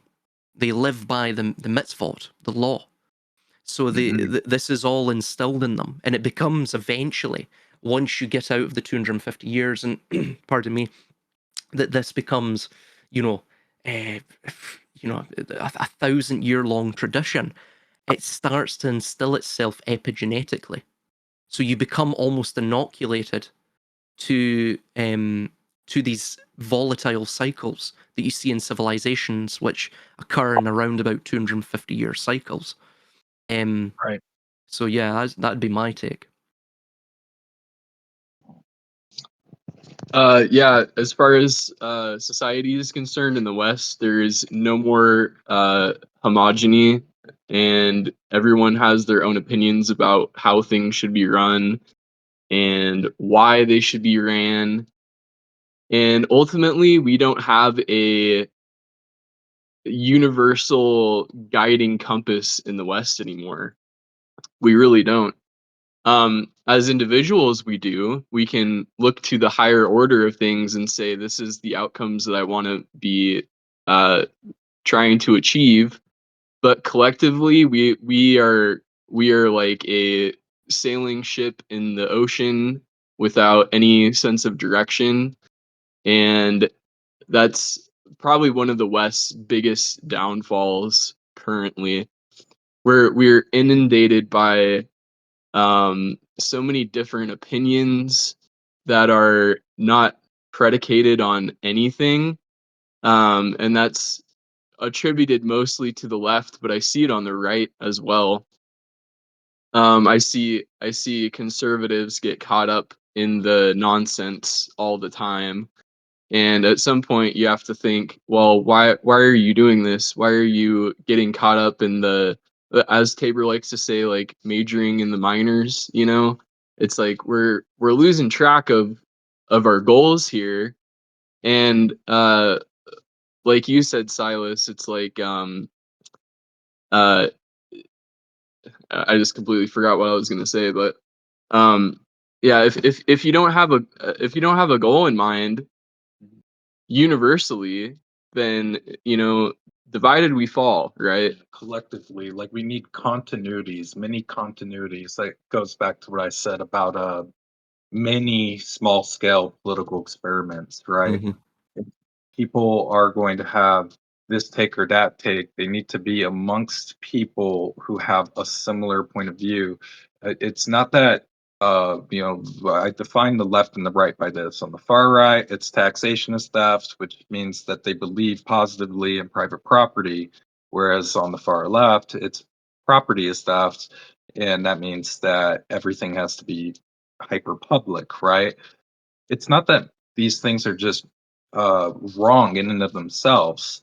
It's that they're mutually exclusive economic decisions, and people have to collectively on one or the other extreme. And then, of course, the moderate middle is kind of convoluted because it's like, well, this thing's public and this thing's private, right? And people just need to find people who are like themselves to try to create a structure of society, a sense of continuity. Of course, when children are brought up in those families, um, the parents, as much as they'd like to impress the values that they have chosen for, that they have been living amongst, and the child will be raised under their guardianship for however many years, parents do need to expect that their children may not identify with the same things. Maybe they're experimental, maybe they're aware of who they are themselves and that they don't mix and they're going to have to move away. Whether it's just a nuanced difference, well, I value a lot of the same things, but when it comes to this most important value of mine, I want to find continuity amongst people who are on this endeavor. It could be very different. It can be quite opposed, but opposition does not equate to enmity in all cases, right? So just because somebody has a different position doesn't mean that we have to uh, create volatility and hostility to one another. And I think also if people were just more aware of not only themselves and those who are like compatriots to them, but also of the others, and to see people standing on a sense of continuity, that they understand their particulars, they can also witness other societies more clearly. But I think that why we see such an issue with like what Jake was saying, they're like everybody's on a ship, and they do not know in which to put their sails towards, which port to put their sails towards. No wind is favorable. That's kind of a product of this almost overly informed position that the internet has given us. If we go back to classical times, people were just raised amongst their local population, and at best they read newspapers and letters from people far away. Um, and they would kind of observe it in a more from a more clear sense of continuity. Well, this is what we do here, and that's kind of interesting. But I can see some good things of that. But I don't want to lose my sense of continuity by just radically changing. But as information became more and more accessible, now we're just kind of in this milieu of being like almost overly informed, every one of us. And I think only the most intelligent at this point are able to distill things down and have an approximate context for things at this point. So it's one of these things where I feel like we almost have like this universal library of information, and we all know that now. But we need to understand what books we're checking in and out instead of kind of finding ourselves, oh, I have too much on my table at one moment, and yeah, I'm kind of confusing the details from what I read from here to there, and that can happen for the universalist or the particularist. That can happen to the man or the woman. It's a challenge of duality yet again. But yeah, that's just kind of my take about all that. No, you're spot on. And see, this is the problem as well with the internet, which is that with the proliferation of information and the democratization of it, really it can be any information at all. And in fact, as you've seen with the advent of the internet, it started off with fairly laudable goals, right? And it really was an energizing and ameliorating force within society. And as time has gone on, as we've seen with social media, especially short form content and things like that, is that it's catering more and more towards, you know, a cognitively exhausted population. And it's cognitively exhausted because there's far too much information that the human mind day to day is being bombarded with. This was also an issue with Rome. Coming back to Rome, at its height, Rome had 1 million people in it from all over the empire. And in fact, you see this with most imperial capitals, be it whatever empire, because they start to get inundated. Firstly, they get inundated with the conquered nations' resources, which drives up. Uh, well, basically, it drives a sort of you know, dynastic wealth and things like that, and eventually that materializes into you know, an overlord class, an optimates class, and then of course the plebeian class, and eventually that divide grows and grows and grows as the civilization goes on.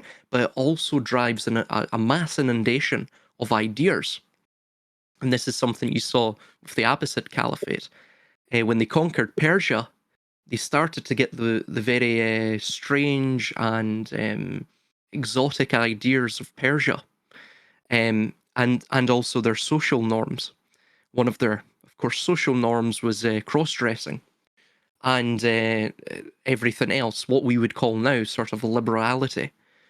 And so eventually that started to make its way and trickle into the Arab Bedouin leadership.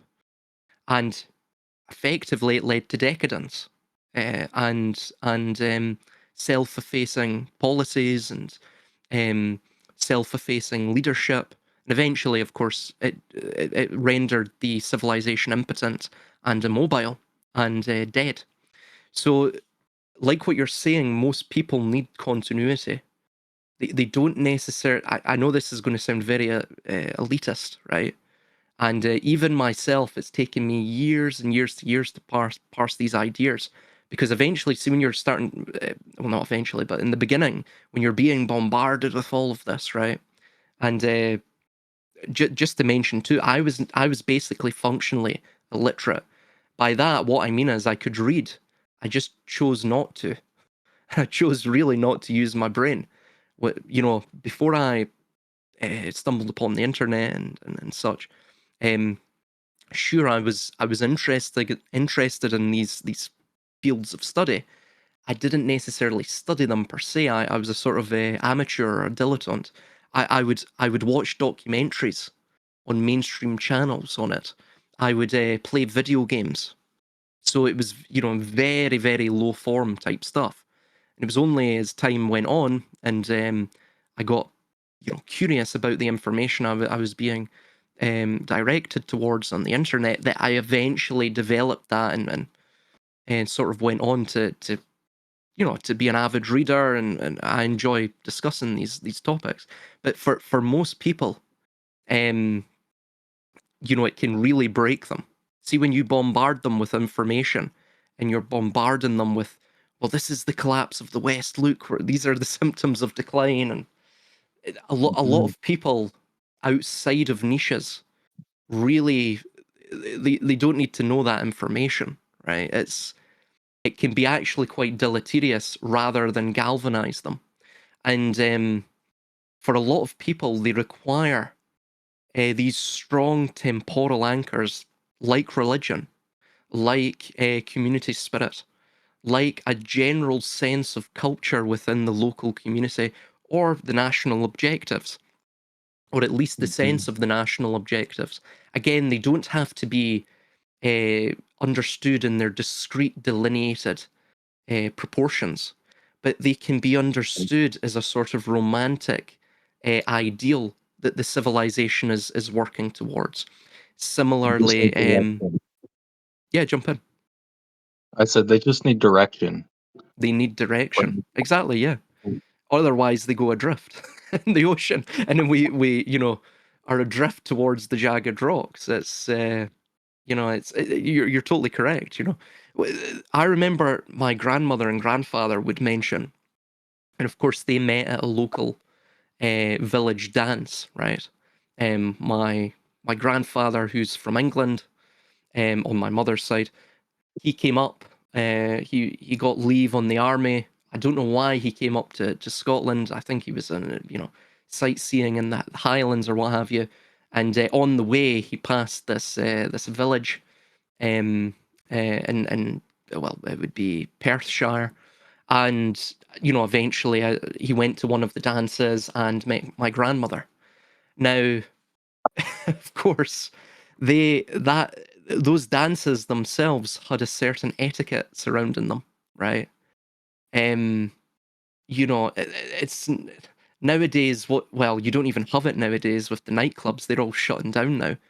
But then you had nightclubs, and then after that you had now it's basically I mean, what, you really don't even have nightclubs. There's very few nightclubs in my area. A lot of men don't even go to nightclubs anymore. A lot of them are just populated by women. But what you're seeing is that even in my grandmother and grandfather's time, prior to the village dances, where women would be paired up with men, um, you really don't have any of that mechanism anymore. We're now all living these atomized lives of complete independence, but it's sort of a dependency on the state, but it's a very subtle dependency. And so, you're sort of scratching your head and wondering, where do we go from here, right? And ultimately, you stumble upon the realization that people can't do this on their own. You can give them direction, but ultimately you need the direction itself is built by the Zeal, right? It's born by the Zeal. And the Zeal in this context is a leader, right? So you need some sort of leader that has aura, gravitas surrounding him. It can be, it doesn't have to necessarily be a national leader, but you need a leader within a sort of given local area. And the leader can't necessarily be too intellectual, nor can he be too anti-intellectual. He also has to be assertive, right? And so what you're basically, what I'm stating is, you need hierarchy to some degree. Right. And see, this is the problem with democratic societies too. And I don't want to just be picking upon democracies and liberalism, but I mean, how can't you? They tend to get rid of those people. I mean, how many leaders in the modern day can we point to, bar Trump, which is a sort of lukewarm example of this when you actually look at it in historical context, that we can point to and say, yeah, they're not a middle manager that believes in pretty much nothing, is like this tabula rasa blank slate, who, that is a leader with gravitas, that's a leader with aura. Very few. So ultimately what I think we have to get back to is, like what you're saying, you need to get back to this normalization of the gender roles. And then secondly, you need men of gravitas, these strong men that come forth, that can assert a visceral spirit that perhaps has been dormant within the Western psyche and ethos up to this point, right? So it's, I mean, you saw it with Judaism's had its examples. I think, I go back to Judaism just because they're the most potent example of this. I mean, they're literally negentropic, meaning they negate entropy. They just survive everything, right? And you see it with the Maccabee revolt. I mean, these very, very strong men, ruthless men, but strong men that have a deep-seated sense of who they are, what the civilization they're defending is about. And even if you're a small nation, because you have that versatile and very, very robust hierarchical structure and a structure of national continuity, you can actually take on larger opponents and still come out with your sovereignty intact. So it's it doesn't necessarily have to be a systemic change. Getting back to that idea, it's just these smaller changes, like what you're saying. It's an incremental thing. But the problem is that the state will see that they will see these what you would call parabiotic systems, these parallel systems, even if they're small groups.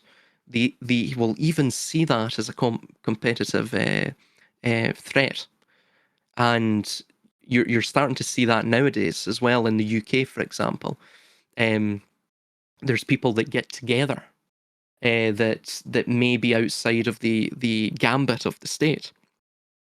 Be it doesn't just have to be on the digital spheres. It can be even in local taverns and that, or pubs, and they may get together and have, if you will, anti-establishmentarian ideals, right?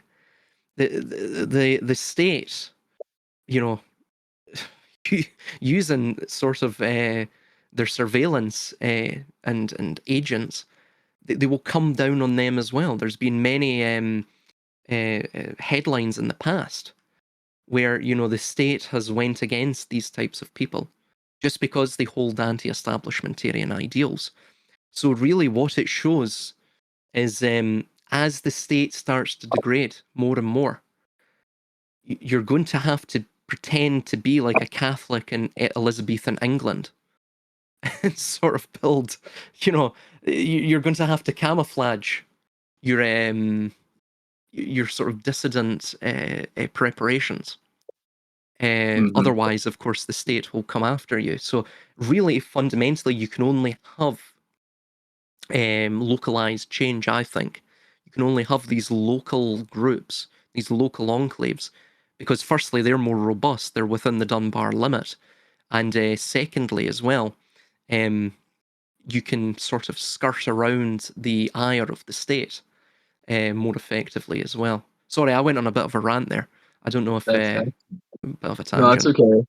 And I think this does harken back to the idea of Christ in regards to where it begins is yourself and internally and your own sacrifices, and what do your sacrifices lend to the greater structure.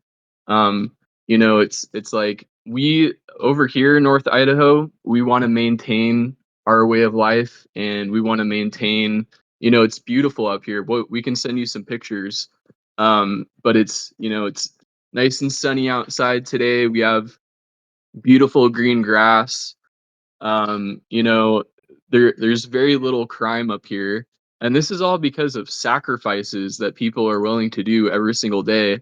And it's like what happens in the metaphor of Christ is that it's self-sacrificial in order to save other people, right? And ultimately, it's like, to what extent can you sacrifice as an individual to ultimately, I mean, who knows, like who knows who you can save, and to what degree um your sacrifices can expand into the world and make a beneficial change. But I wanted to we'll do some just a few like closing topics here. But I liked your story about your grandparents, and I think a lot of us can relate to this idea of how our grandparents or our great grandparents met. And it's these stories are very wholesome and they're natural, and so going back to the idea of the lack of homogeny in our culture these days, and this directionlessness, uh this affects things like to whoever's listening. Like if you're becoming privy to this, one thing you need to focus on, which is like a perfect encapsulation of this, is how how dating and marriage has changed so much and how confusing it is these days. And everyone has their own idea about what relationships should look like and what the goals of marriage should be. And like, in the past, everyone had a general idea of what it meant to date and get married and start a family. Like that was kind of implied to a degree. And this was recent up until like, it was a commonality up until like the 50s, right? At least in the West. And it was this idea that you go out and you maybe even marry your high school sweetheart and you start a family and you stick together. And it's like you're both kind of making sacrifices because you have to, I mean, starting a family is a huge personal sacrifice, right? But these days, there is no direction, and so you're meeting people online, and then you have people that kind of like weaponize the confusion, and they say, "Well, you have to do this or buy my course, and learn how to woo women, and you have to do X, Y, and Z," and it just perpetuates the confusion. And so we have all these demoralized men and all these women who when there is no structure, women do ultimately just default to hypergamy, and it is we are coming into this new era of Western women that are more likely to just be part of a uh what do you call it when you date and marry multiple women? Yeah, polygamy. Polygamy. Yeah. So we are seeing that happen. And then we also see, since men are so uh feminized and demoralized, they don't a lot of them just opt out altogether and then they just consume adult entertainment because it's the easiest and most accessible means of seeking that uh kind of like simulacra of uh romantic, feeling or relationship or whatever. um, so that's a perfect encapsulation of how destructive this directionlessness and lack of homogeny is in a culture. Um, and just again, I'll try to make this brief, but I do want to talk about like where we are currently and where we're headed, and just some kind of like my theory of what all is happening right now. So with the deconstruction of our gender roles, and I do believe that this is affecting women more than men. And I can't quite put my finger on why that is. I feel like I just have more uh uh information, like, and it's just more like obvious to me. But so what we see is with the masculinization of women going into career fields and going into college. So what is happening right now? So the statistics currently in the West are that about 47% of women, and this is obviously young women because they're going from high school into college, they have about an average of 30 to $40,000 worth of debt, like student loan debt. And a lot of this is federal loans. So these loans, they cannot be, you cannot declare bankruptcy on these loans. So what's happening is we have an influx of young childless women with that are being saddled with debt, right? And they're going into career fields that oftentimes don't pay well, or as we talked about previously, they're white collar jobs, and these jobs are going to be, once times get hard, and companies start downsizing and wanting to save money, AI is going to take these jobs away from women. It's going to be middle management. It's going to be administrative work. It's going to be annihilated. And these women are going to be left jobless. They're not going to have relationships, and they're going to be in a bunch of debt. And so my theory is what's going to happen ultimately is that women are going to be targeted first for this universal basic income, and they're going to be dependent entirely on government and the nanny state. And the government is just going to say, hey, we're creating these wonderful cities. You can come live here. It's going to be a feminine paradise. It's going to be primarily women. We're going to pay off all your debt. And all you have to do is just bend the knee to the government and we'll take care of you. And it's going to happen to men as well, but I think on a much lesser scale, because I think men still do, to a large degree.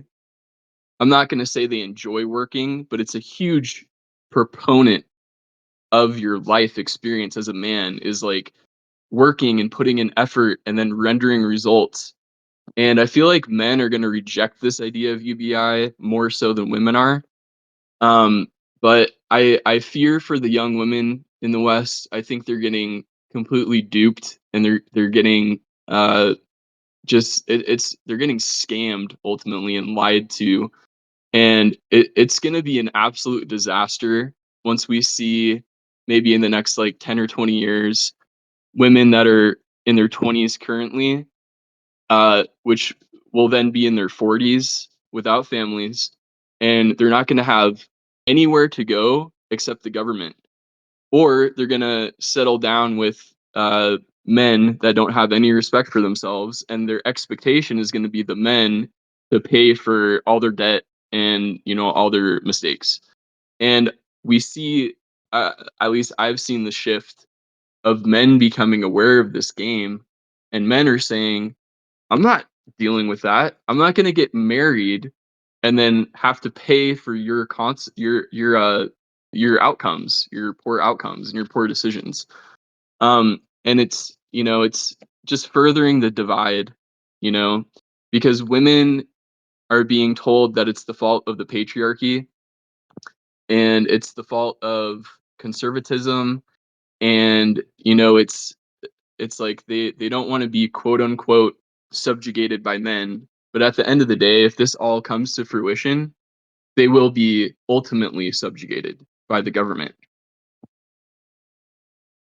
No, you're spot Yeah. on. Yeah, yeah, absolutely. Well, the UBI itself is to once AI gets down to a certain reasonable threshold of to permit and facilitate a good enough profit margin.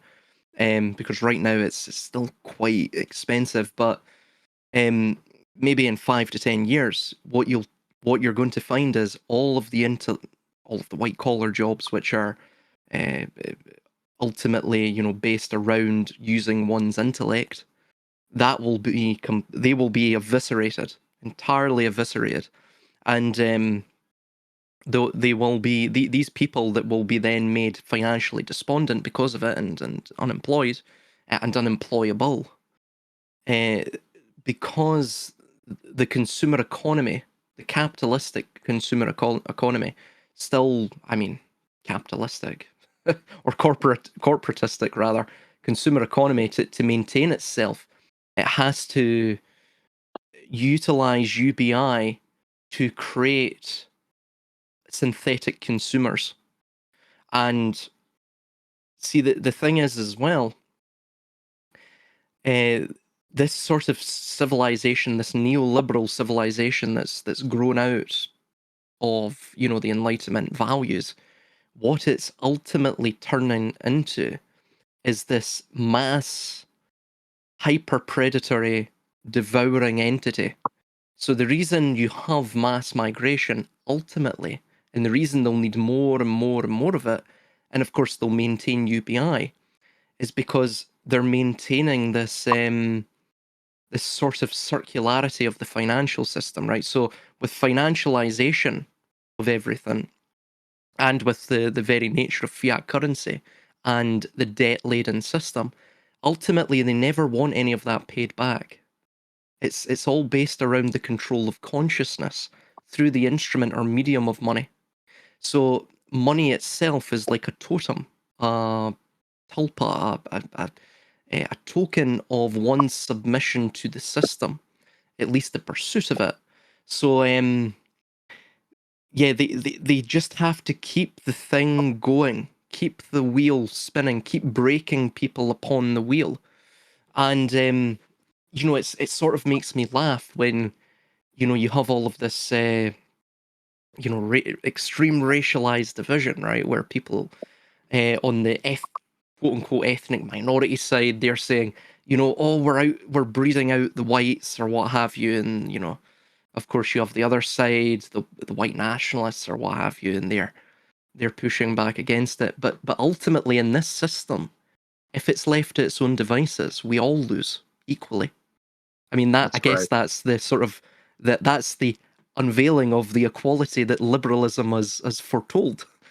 At the end of the system, we all equally lose. We're all equally despondent. In fact, we all equally lose our culture and lose our people and lose any sort of semblance of life and continuity.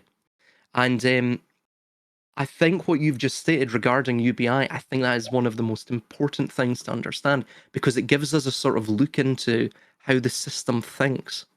What's its long-term goals, you know? And ultimately what you're seeing is it's a policy of civilizational cannibalism. That's what neoliberalism is.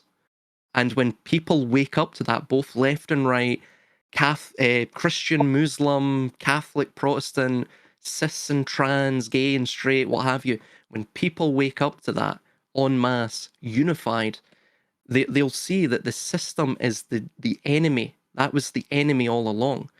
It's this very, very predatory system that must be ameliorated. It must be sort of defanged. Otherwise, it's going to devour us all, as I've said, equally. That's right. Silas, there are so many points that we're able to cover in general today, and I could see us getting in future discussions and unpacking on so many other points that just intersect in this whole thing. I do have an appointment I got to be making it to right now, but yeah, let's do it again. And yeah, I don't know if Jake has a plug or if he's ready to do that or not, but I'll send you. So I'm going to be starting a channel hopefully in the near future. It's created already. I'll send you a link to it, but it's going to be Modern Abyss. That's going to be the name. Um, but I'll provide you that information. And yeah, I'd love to continue bouncing ideas back and forth. Good conversation. I think it's conversations like these that are needed, and I think young men especially are seeking these kinds of things, whether or not they even realize it. Um, I know that's how I was. I didn't even know that I needed this kind of information in conversation until it actually transpired. And now I recognize the importance of it. Hi, if I just jump in, I've been listening in the background here at YQA.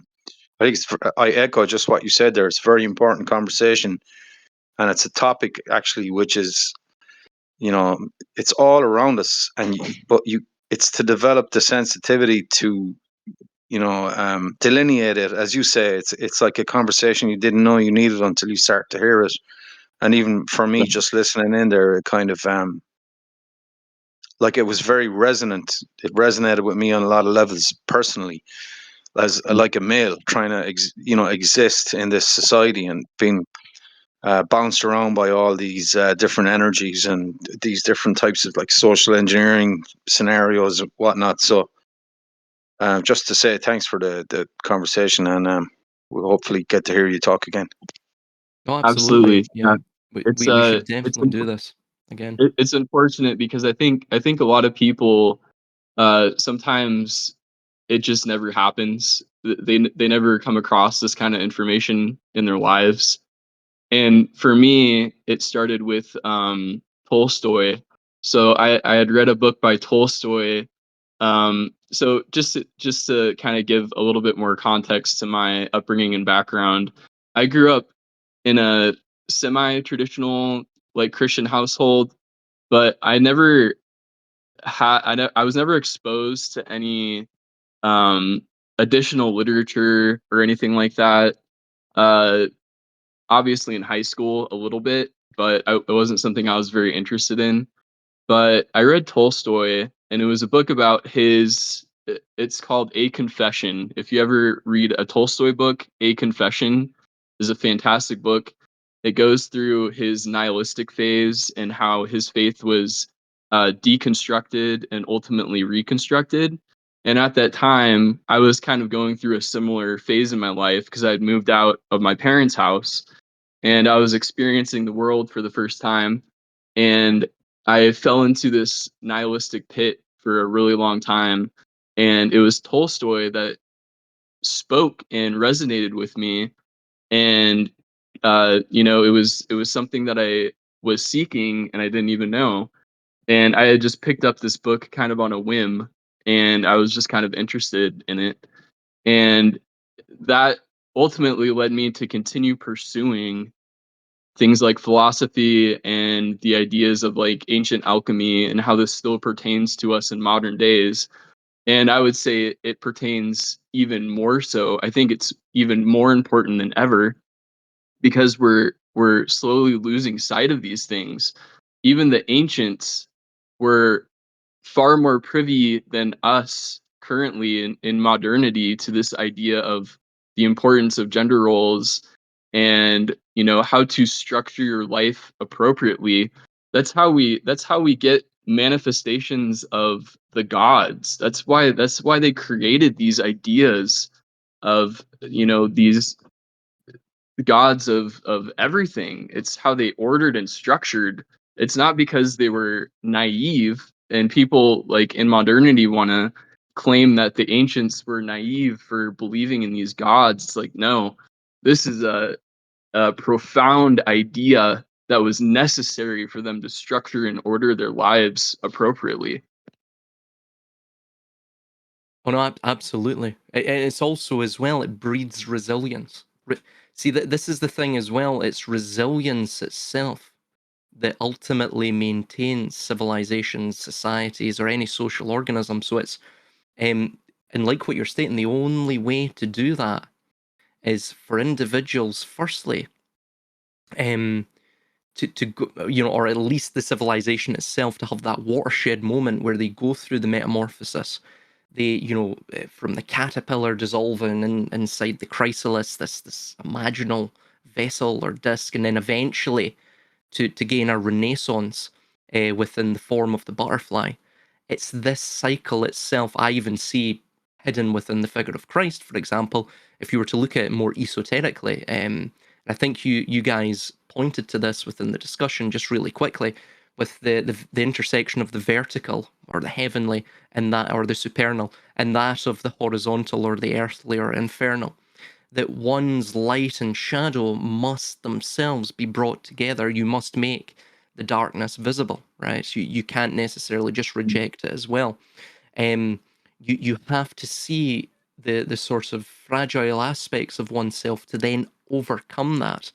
Um, so yeah, I mean, even the INRI, more esoterically, perhaps as Igni Natura Renovator Integra, or through fire as the earth reborn whole. It's this idea that we go through this continual suffering, perhaps like Christ himself, because we need that suffering for resurrection, not suffering as in the sense of a sort of masochistic thing, but we have to enter that Platonic cave to understand that there's parts of our own mind that will always be blinded to greater truths that exist beyond us.